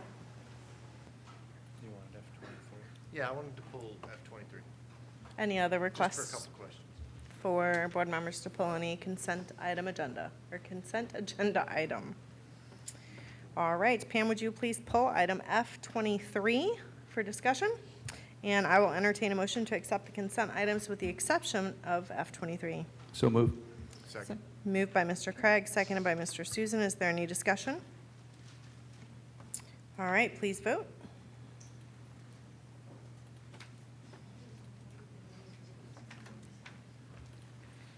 And the motion passes 5-0. Mr. Susan, your item F-23, would you like to motion to open for discussion? Thank you. Hold on, motion for discussion. We pulled it, so we need a motion to approve and a second. Motion. I apologize. Moved by Second. Mr. Susan, seconded by motion Mr. Ziegler. Open for discussion. Your motion, Mr. Susan. Do I ask the questions to Ms. Enval? Is that, if I have questions to this, dealing with it being, or is this HR? It depends on what your question is. Okay. Yeah. I think you answer them. Have we ever done this to any other employee ever where we take, while they're on investigation, haven't been proven guilty, taking their pay away? I don't know that answer. I would have to defer to staff. And I would suspect that probably HR would not know the answer to that either, because it's in have we ever, like, not have we in the last 6 months since these people have been on the team. How about in the last, is there a way to say if we've ever, in the last, to our knowledge, done it? I mean, we have, how about this? How many people do we have in the pipe that are on administrative leave that are being paid, that are per investigation, that we're not? Does that make sense to you? I'm trying to find out why this one. Dr. Blackburn, I think you had, I can help you. So we have this individual, Mr. Kreninger. He's been arrested and charged with a felony that renders him unable to currently pass the level 2 screening standard set forth in statute 435.04. Right, so essentially, because of what he's been charged with, an offense against a child, because of that felony that he's been arrested and charged with, he can't do his job. So why pay him to, you have the discretion as a board to do that, take away his pay, pending these pretty offensive charges towards a student. So since we have the opportunity not to pay him, then I'm recommending we exercise that opportunity not to pay him for the offensive crime he's been arrested and charged with. does that clarify for you, Mr. Susan? Did the DOE pull his cert? Is there any other pieces? That hasn't happened yet. Like I said, he's been arrested and charged with this felony, so that hasn't happened yet. And currently, because he's been arrested and charged with that felony, he cannot pass level 2 screening, and he is unable to perform his job duties. So per Florida statutes, he cannot do what's inside that thing, go to the school, even do here. all that stuff, here, wherever. And because of that, there's no sense in paying somebody during that time because of that. Right. I would think union would be in favor of that. Maybe that's extra money we can pay other employees who don't commit crimes against kids. Would you like me to address the board on that? No. Have there any documents been given to us that we haven't seen in regards to this? Because it says on there that we asked him to submit documentation or anything like that. Is there something we're not seeing? If there's something we haven't seen, I haven't seen it yet. Here's what my fear is, just so everybody knows, is that, it's not a good statement, but the bottom line is that if we set a precedent where we start taking people who have not been found guilty and taking their pay away and doing other things that, then it's just, I don't even know if that's founded in statutes, but you're saying it is. And you're saying that we haven't received any documentation to try to counter this? And Because of the charge, what he's charged with, he is not allowed to be on our campuses working with children. And that is the argument behind taking the pay away. So going forward, anybody who has a charge of this type of classification will have their pay removed until they're found innocent or guilty, in which case they will They be can be repaid if they- reinstated or, right. Okay.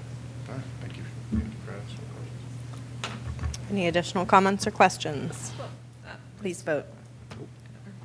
Oh, I'm sorry, Ms. Duskovich. I was just going to say, Matt, we're voting on this, so I think in this circumstance, it would come before us. If it was a different circumstance, it would come before us also, and we could choose to pay or not pay, correct? So every time, no matter what, if there's another person arrested and there's all these other charges, I just don't feel comfortable. If I could clarify, right, when you asked the question, if all future come by, this one is pretty unique.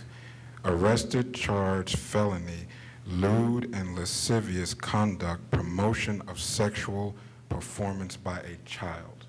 So fortunately, we don't have a lot of those that come across our desk. But I certainly hope that each and every time we have someone like that come across our desk, we'll do as much as we can do. And right now, as much as we can do is taking his pay away from him right now while he's going through the court system. Are we ready for a vote? Please vote.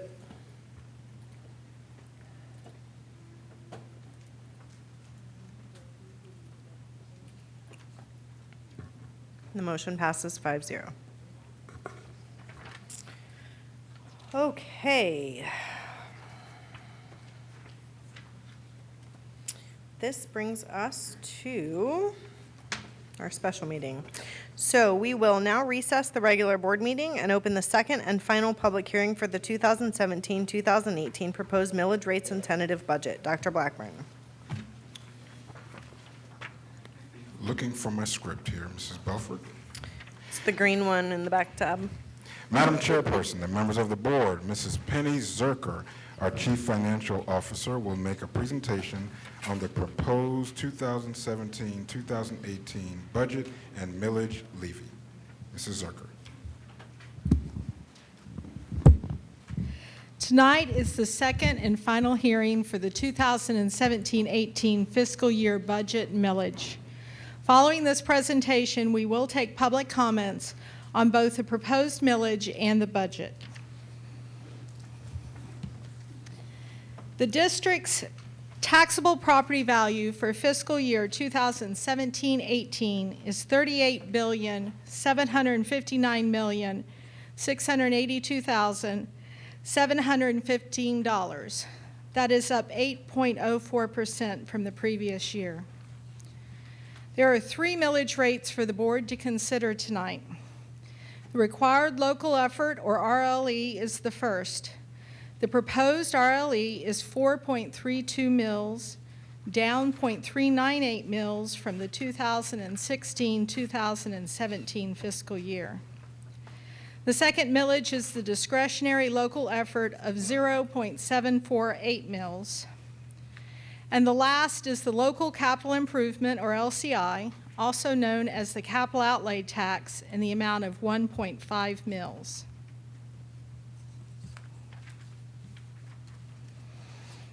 According to the Truth in Millage Act, we are required to report the rolled back rate for the 2017-2018 millage. The rolled back rate is the millage that is required for the district to receive the same revenue as it received in the previous year. The district's total rolled back rate for millages is 6.4526 mils. The total of all proposed millages for 2017-18 is 6.568 mils. As a result, we are required by law to report the proposed millage represents a tax increase of 0.1154 mils, or 1.79% over the rolled back rate. Here we can see the proposed budget for all funds for fiscal year 2017-18. The total proposed expenditures for each fund are as follows. Operating, $555,088,779. Special revenue, $93,282,247. Debt service, $36,146,756. Capital projects, $98,759,000. Enterprise Fund, the After-School Care Program, $5,943,370. And the Internal Service Self-Insurance Funds, $83,414,635. Following this hearing, notification of the final millage and budget will be provided to the Department of Education, the Florida Department of Revenue, and the Brevard County tax collectors. Anyone who would wish additional information can contact me at the information seen on the screen, and we'll be happy to provide that to them. Most of the budget information can also be found on our district's website. Any questions?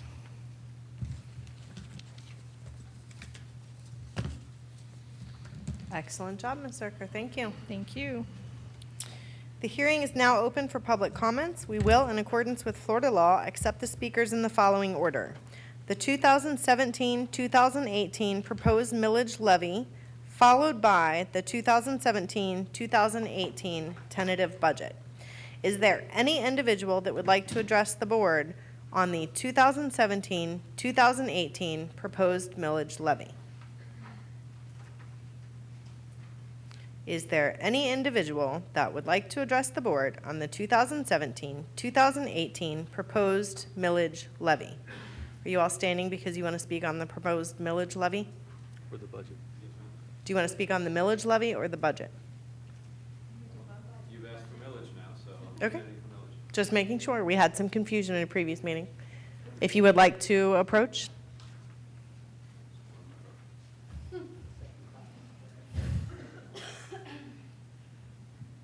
I'm off center. Good evening again, everyone. I understand there's very limited leeway within the millage levy, and you are levying what is allowed by law, what is prescribed by the legislature. However, as previous speakers have stated, I'm encouraging you, moving forward, think about your employees, think about the district, get strong, and get ready to ask the good, kind, gentle citizens of Brevard County who support their schools for some help on the millage. You as a board should not be held captive by the legislature that decreases your millage levy in years of financial growth for the district. As Penny's presentation showed, the tax rolls increased. The property values across the county went up last year. The millage rates were decreased by the legislature appropriately so that you would not collect an additional dime of revenue from local property taxes. You should have the ability to not have to roll back the rate. And you get that ability by going to the voters of Brevard County, taking the case to them, explaining that you don't necessarily want to raise their millage year over year, but you want the authority to fill in that gap when the legislature cuts your millage. If the rollback rate had not been instituted this year, this district could be looking at another $12 to $20 million. Now, when you start talking about tinkering with millage rates and going before the voters to ask for that, every politician, every elected official is understandably nervous about that prospect. What are they going to think of me when I'm the elected official that talks about changing millage rates? Let's just say increasing taxes.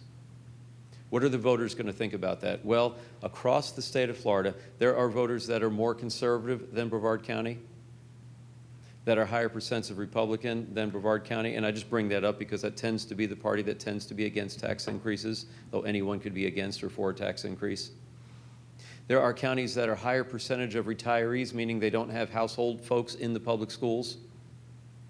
There are folks with lower medium incomes than Brevard County. Across this state, there are counties that have gotten millage rate increases passed on their ballots, including this county got it passed at one time. Within my tenure working in the BFT office about 10 years ago, we had an optional quarter mill. There were a couple of years, Andy, you were on the board, had to ask the voters for it. It's not a function of what you think about taxes. The top thing that the voters are going to think about is whether or not you all are trustworthy or whether or not you're scoundrels. If they don't trust you, you're not going to get it passed. But y'all are building capital right now with the public by making right decisions. Now, we spoke about one that you didn't do so well on recently, but you're going to fix that decision. And then you're going to be ready to go out to the public and say, we are good stewards of your money. We are outstanding schools. We're tired of making these difficult decisions, this program or that program. Thank you, Mr. And Bennett. it's time to think about bringing a millage to the voters. Thank you.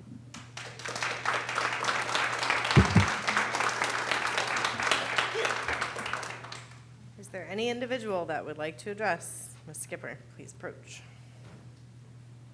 So as President Bennett said, it's difficult to go before the voters and ask for something more. We saw that with the half-penny tax, and you saw teachers get behind that. And obviously, if you put your trust in us and we put your trust in, and we put our trust in you, I think that we can do it again. However, I think also doing it, if we're not going to send a strong message to our legislature to stop taking money from the district, because we see property values going up, but yet we don't see the money coming in for millage. We see property values going up, which means teachers have a harder time purchasing those homes. But we need as many levels of funding coming into this county as we can, and increased millage is one of those ways, especially if we're not going to speak out against the level of funding they're sending to charters. Thank you, ma'am.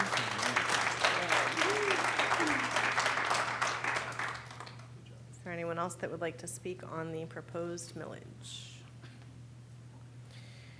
I have to say my official statement here, correct, Ms. Zerker? Is there any individual that would like to address the board on the 2017-2018 proposed millage? Is there any individual that would like to address the board on the 2017-2018 tentative budget?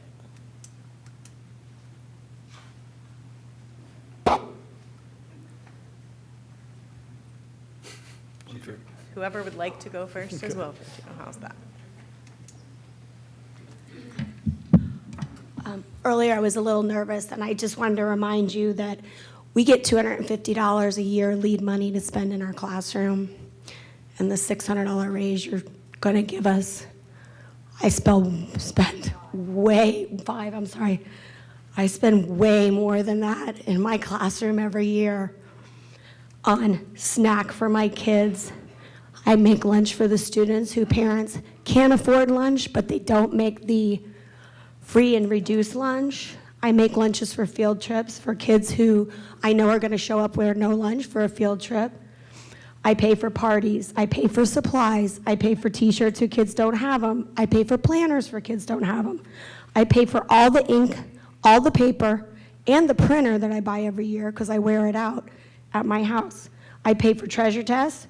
I pay for everything in my reward system in my classroom because you tell us to reward children and not punish them. I pay for science fair items. If I do a science project, I'm the one who goes and buys the supplies. I pay for cleaning supplies because I really clean most of my classroom every day, including sweeping. And when they came in to get the ants, they told me to buy Windex because, just so you know, ammonia gets rid of the ants. So I bought a lot of that. I buy a ton of lessons from Teachers Pay Teachers and go on other places on the web, because I have to find places where I can teach lessons that I can teach the standards, because you may think that our adopted curriculum, especially our new social studies one, teaches the standards, but unfortunately, it all falls on me. So your raise has already been spent for me this year. So maybe we could put more money in there for us. Thank you, ma'am. Mr. Bennett, are you joining us next? Can't get enough of this podium. Good evening again. I believe this will be my last address of the night unless you have more topics. To your credit, Dr. Blackburn, before this district makes decisions, you lead us through a cerebral and methodical and well thought out decision-making process. And you're a big fellow on process, for that's how decisions get made. Things don't get made on knee-jerk or emotion. We know how we're going to make a decision. It's going to be explained well afterwards.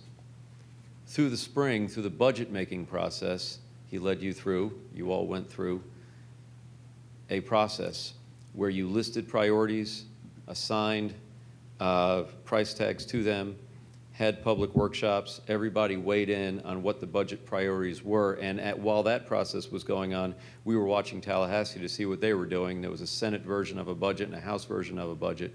And what happened at the end is the House won, Speaker Cochran won. The governor came back, had a little bit more money. There was some gamesmanship going on there. But the money you needed for that list of priorities did not come through. And so now you have another tough decision to make, which should be methodical and cerebral and well thought out and well understood by the public and your employees. You've said publicly, not only the superintendent, but many of you have said publicly, that your employee compensation is a #1 priority. And unfortunately, not everything on that list is going to get funded. As Anthony pointed out, some of these things on your agenda tonight, you're talking about funding for 2 years. That means next year's budget commitments. Some of those commitments are being made tonight. I'm not going to speak to each individual budget item, at least not all of them. As an aside note, we need an armored car like I need a third armpit, but we don't need everything on there right now. But you know what your priority is. It's the same priority that every year at the bargaining table you say, Dan, go back and tell your teachers how much we appreciate them. And you tell the other union, go back and tell those employees how much we appreciate them, but we're sorry. I don't want to hear we're sorry. You've shown through your words that you know what your priority is, and now you need to show it through your action. You're voting on some things tonight. I hope you know the consequences of your decisions. I hope you realize that, well, we've given you back an assignment to do. Be the water that doesn't add to the flood. Be the water that begins to clean up the mess. We're trusting you to do the right thing. Thank you. Thank you, Mr. Bennett.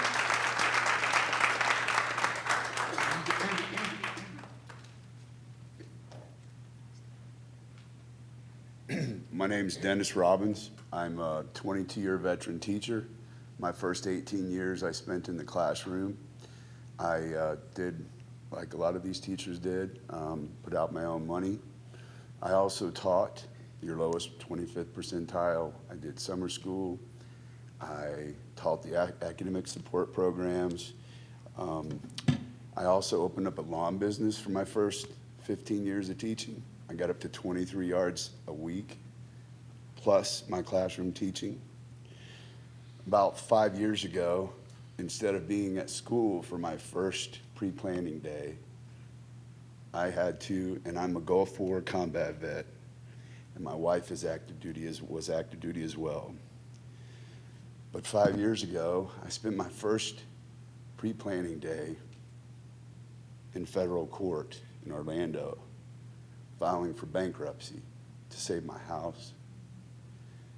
My son, for 1 year of high school, didn't tell me that yearbooks were being sold because he knew we didn't have the money to get one. And that about killed me. So whatever you can do to find money to help us out, we need your help. I've been teaching PE for 4 years now. I love my job. Have the best job in the world. I've been at the same school for 22 years. I bleed ocean breeze blue. My kids were public school kids, great teachers in this county, but we need your help. Thank you. Thank you, sir.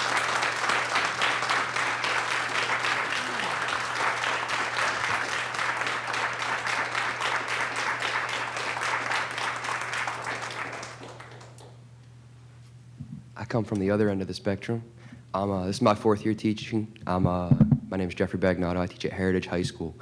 Now, I like to speak for myself, but I came to Florida from Pittsburgh, greatest city in the world. I fell in love with Florida, and I fell in love with Brevard County. Now, when I left my school with Slippery Rock, they told me, go to Florida, get 5 years, come back, and we'll have a job waiting for you. Well, here I am on the eve of 5 years. What are you going to do to keep me here?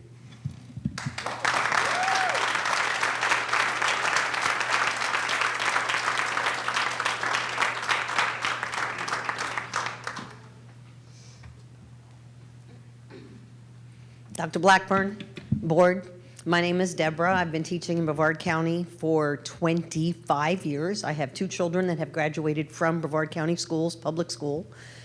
I have been lucky enough to open 2 brand new schools, and I've been at my school for 16 years since it opened. What I would like to share with everybody, in case they're not aware, our cell phones are personal cell phone devices that we pay the bill for. Our principal told us that we were expected to have the Florida standards on our phone. When we go to CPT meetings, we are expected to be able to go to the sites that they're showing us. If we don't have our laptop, when we go on a field trip, it's mandatory that we have a cell phone. We have to give our cell phone number to the parents who are the chaperones on the field trips so they can reach us if they need to. This is my personal device. If I am going to be expected to use my phone for the safety of students, there should at least be some compensation, or we should be issued cell phones for field trips. Just something additional for you to consider. We pay and we pay and we pay, and we take care of the children who sit in front of us, because unfortunately not all of them come from homes where they're being cared for, and we care.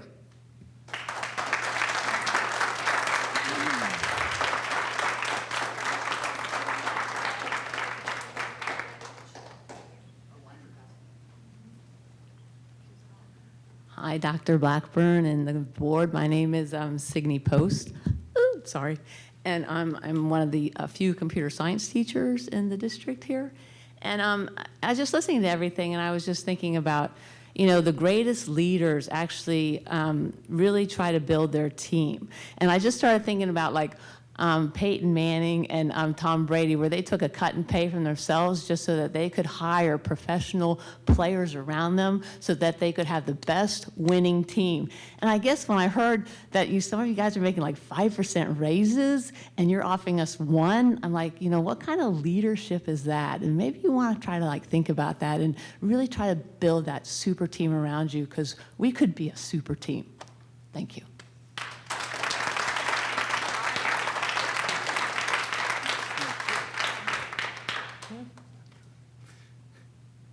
Feel free, come forward. We don't have any, for the public hearing, we don't have a queue, so.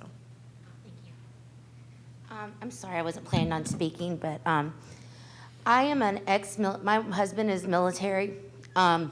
We've had to get out of the military because my father has dementia, and he's since passed. I was teaching in Volusia County, and I love Brevard County, love it. My first job was in 2001 at Bayside with Mr. Tuttle.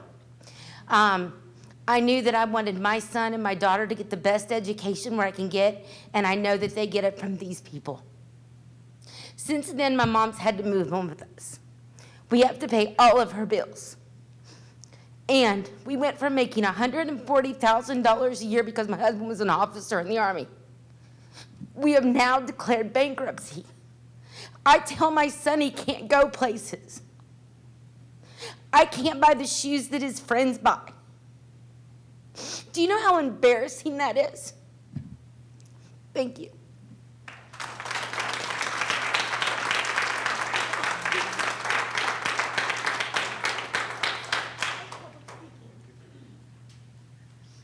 Good evening, board. Dr. Blackburn. I know many of the people back here. Mr. Susan, Matt, had the pleasure of teaching one of my children, if not more. So did Mr. Bennett. I did a lot of my pre-service teaching hours in Dan Bennett's classroom. I was raised as an ESE teacher. I saw it in the classrooms. I didn't want those children treated badly, and I saw it in a lot of classrooms. I started my career in Volusia County. When a position opened up here in Brevard, I came. I went from Apollo to Riverview. I took a short-term position in Lockmar because they needed me. I stayed there for 4.5 years, ended up being their ESE counselor for the last year I was with them. That was 2 years ago. I have since left the county. I've left the school board, but now my baby teaches.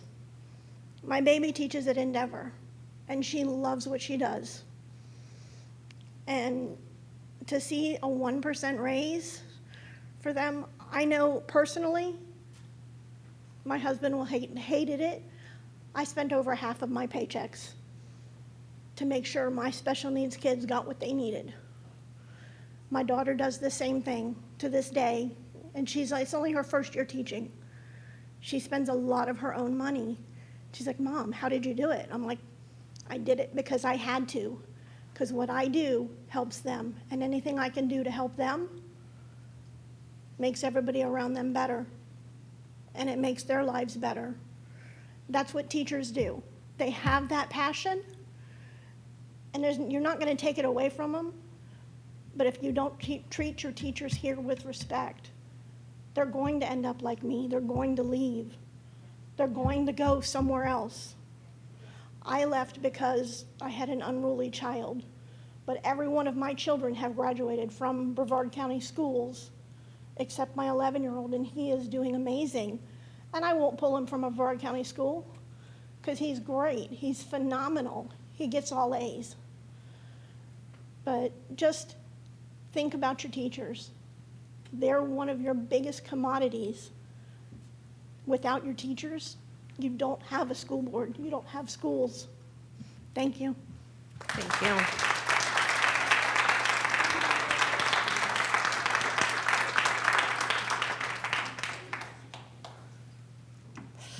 Good evening, Board, Mr. Blackburn, or Dr. Blackburn, excuse me. So I probably speak from a perspective of a newer teacher in the classroom. My name's Amelia Hunter. I'm currently a teacher, a third grade teacher at Jupiter Elementary, and a member of Brevard Federation of Teachers and their executive board.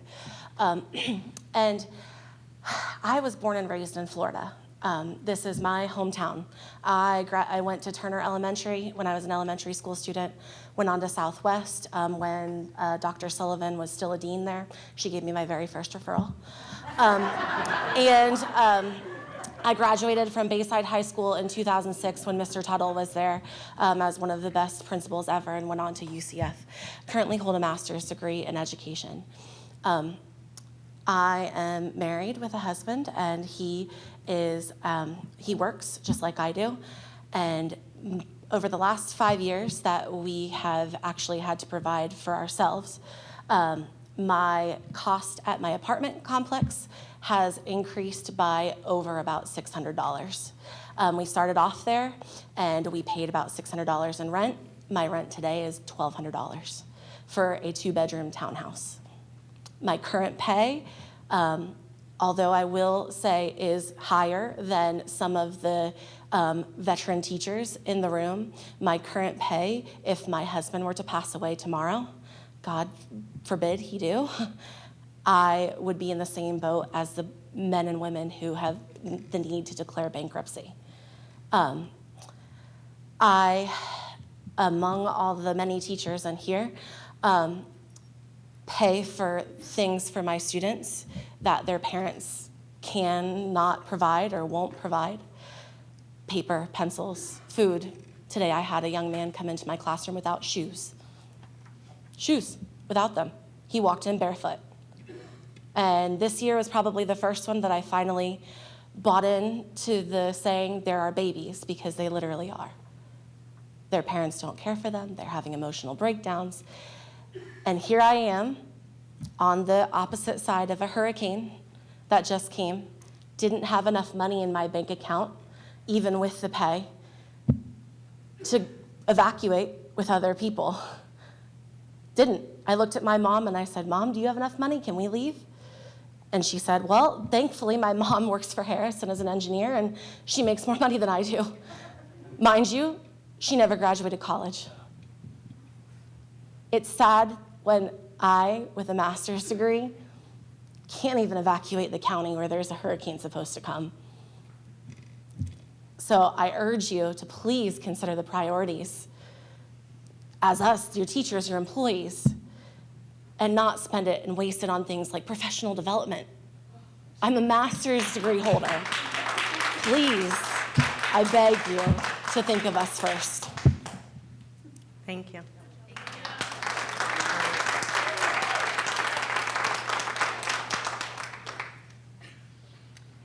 Is there any individual that would like to address the board on the 2017-2018 tentative budget?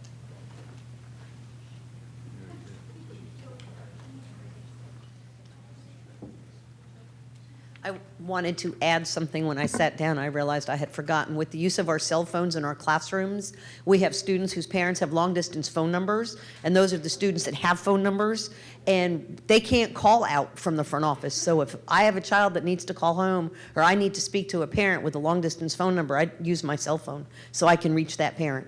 Thank you.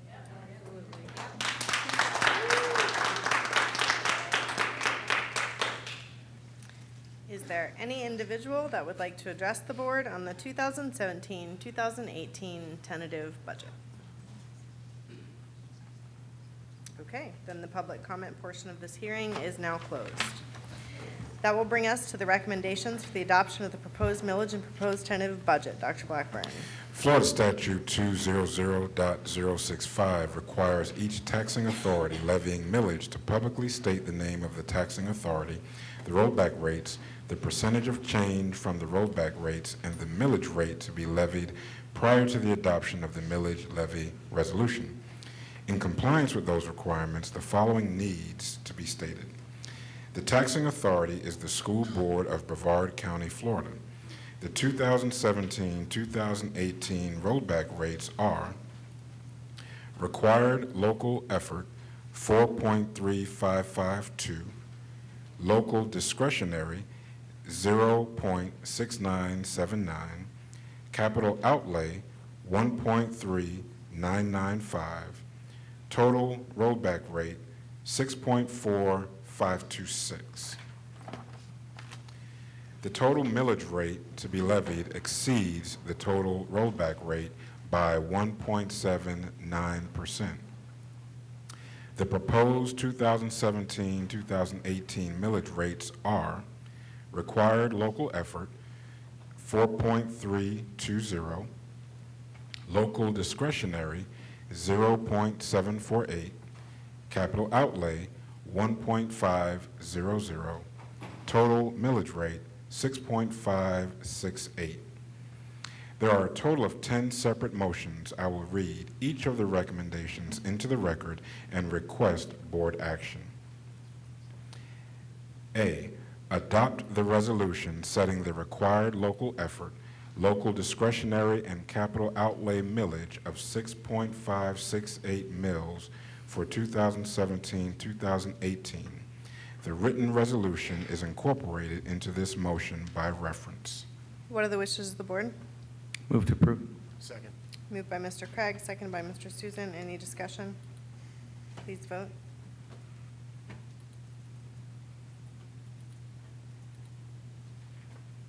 The motion passes 5-0. Dr. Blackburn. Adopt the 2017-2018 budget in the following amounts. Operating, $619,509,365. That's what it says on the book. Let's say 609 on the. Ms. Zerker, should it be 609 or 619? What did I say? You said it 619, correctly. But on the agenda, it says 609.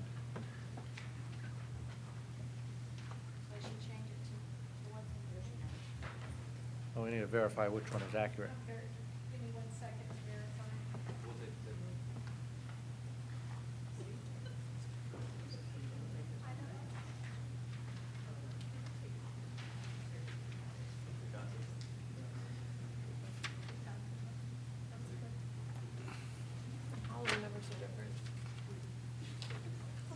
All the numbers are different from the paper and what's online. Even the debt service number. The backside.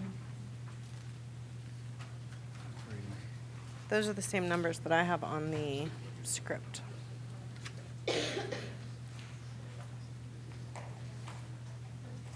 But on number 40, Misty, online, on the public budget, on the public agenda.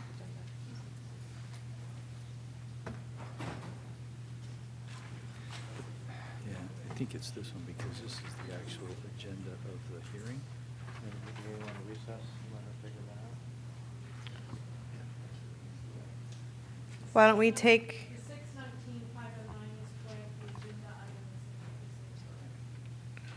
Pam, can we correct the agenda item so it reflects accurately what we're voting on?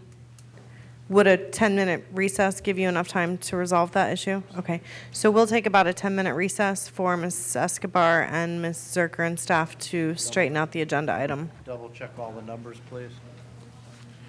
Thank you for catching that, Mr. Ziegler.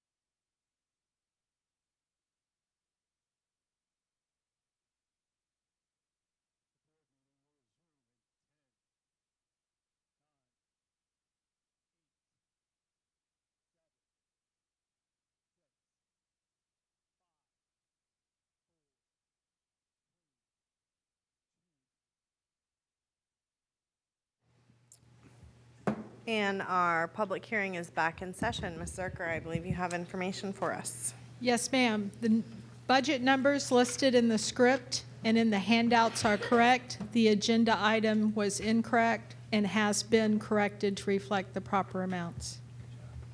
Thank you, ma'am. And board members, if you are not currently seeing the 619 million, if you would just refresh your screen, they are corrected there. All right, Dr. Blackburn, I believe you are in the process of reading the numbers for our budget amounts. I'll actually start over from B, the word adopt. I thought you were going to say from the beginning we were going to have trouble. Adopt the 2017-2018 budget in the following amounts. Operating, $619,509,365. Special revenue, $107,290,431. Debt service, $40,340,734. Capital outlay, $220,173,000. Enterprise, $4,556,735. Subtotal, $991,870,265. Less transfers, $49,815,035. Total, $942,055,230. Internal service, $93,735,448. What are the wishes of the board? Move to approve. Second. Moved by Mr. Craig, seconded by Mr. Susan. Any discussion? Please vote.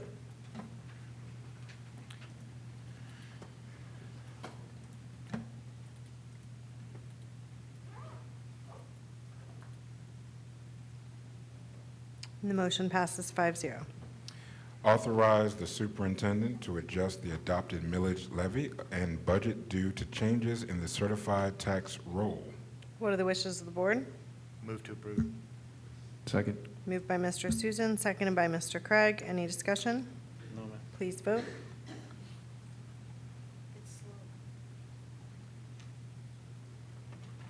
Do you want a voice vote, or do you want to? No. Okay.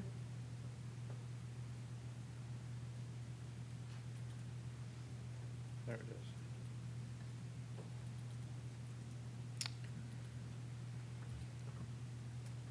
And the motion passes 5-0. Dr. Blackburn.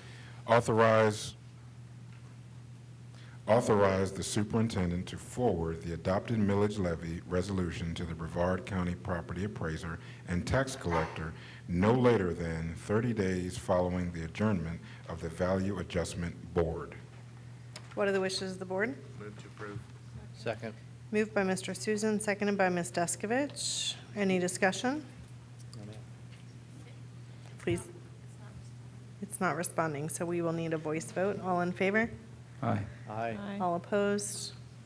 Motion passes 5-0. Pam? Dr. Blackburn?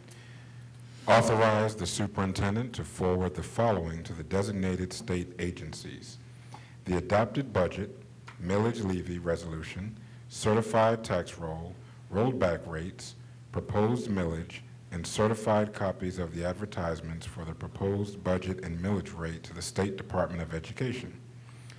2, the millage levy resolution, certified tax roll, rollback rates, proposed millage, and certified copies of the advertisements for the proposed budget and millage rate to the Department of Revenue.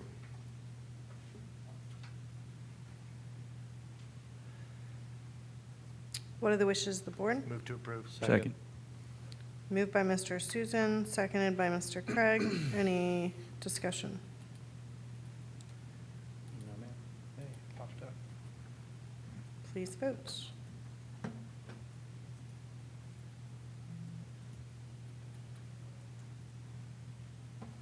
Motion passes 5-0.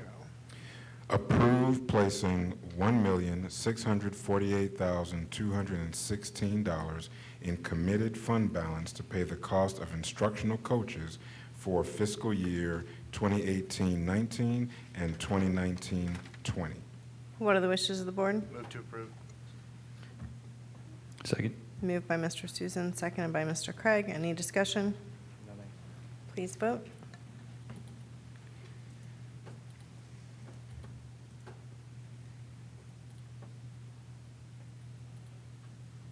Motion passes 5-0. Approve the placing of $875,520 in committed fund balance to pay the cost of social workers for the fiscal year 2018-2019 and 2019-20. Move to approve. Moved by Mr. Susan. Second. Seconded by Ms. Deskovich. Any discussion? Please vote.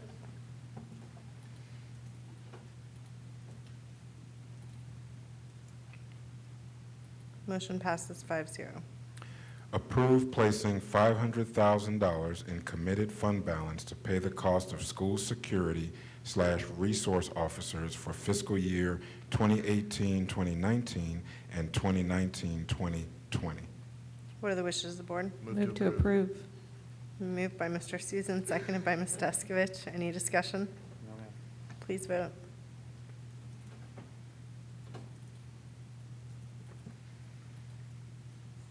Motion passes 5-0. Approve placing $482,168 in committed fund balance to pay for positions and services to be used in centralized internal accounts in fiscal years 2018-2019 and 2019-2020. What are the wishes of the board? Move to approve. Second. Moved by Mr. Ziegler, seconded by Mr. Craig. Any discussion? Please vote.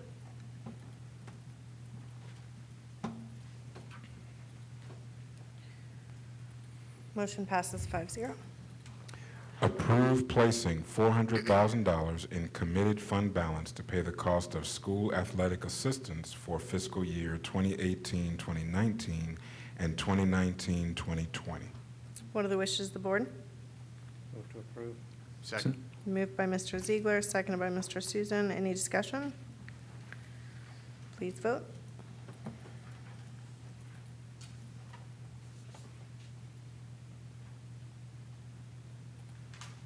And the motion passes 5-0. This hearing is now adjourned, and we will reopen the regular board meeting.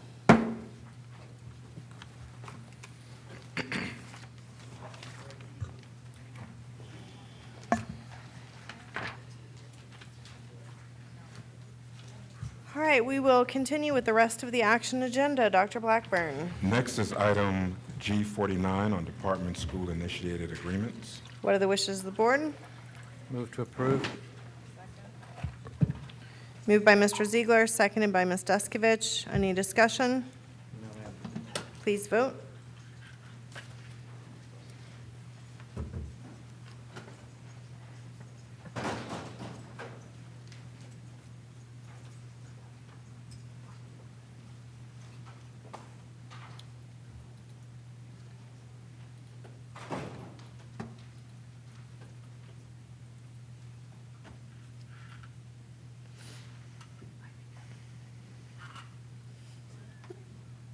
Yes, please.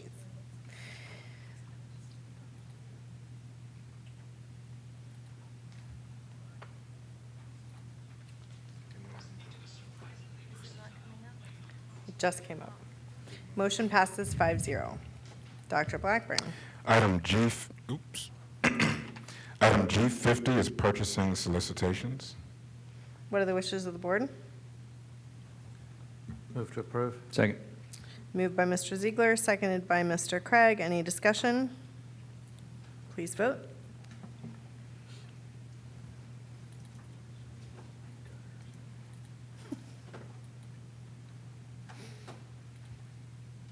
And the motion passes 5-0. Dr. Blackburn.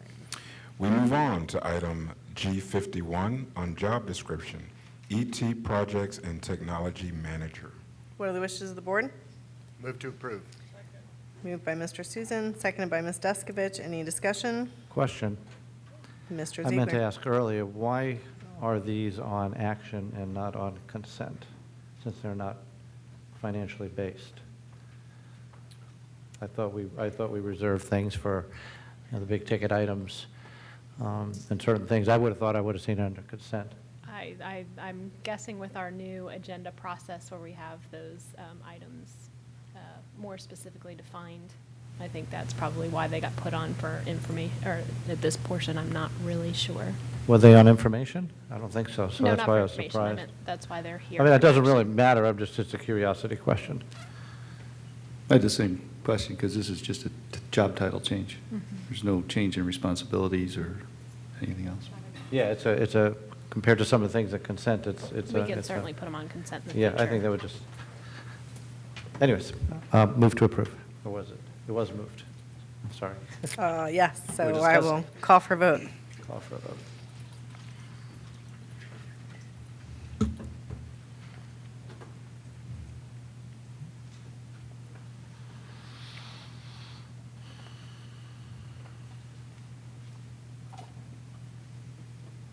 Motion passes 5-0. Dr. Blackburn. Item G52 is on job description, Assistant Director, Student Services, Fiddlers. What are the wishes of the board? Move to approve. Second. Moved by Mr. Susan, seconded by Mr. Craig. Any discussion? Please vote.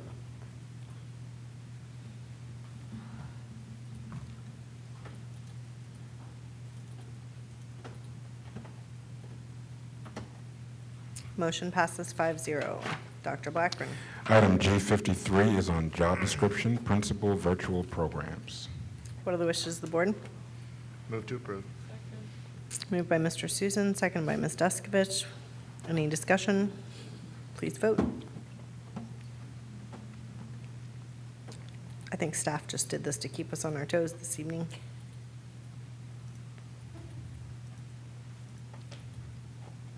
Motion passes 5-0. Dr. Blackburn. Item G54 is on job description, Assistant Director, Leading and Learning, Head Start. What are the wishes of the board? Move to approve. Moved by Mr. Susan, Second. seconded by Mr. Craig. Any discussion? Please vote.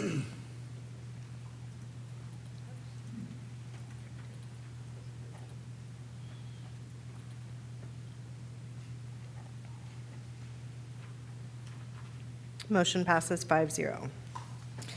We will move on to the information agenda, which includes items for board review and will be brought back for action at a subsequent meeting. No action will be taken on these items tonight. Dr. Blackburn.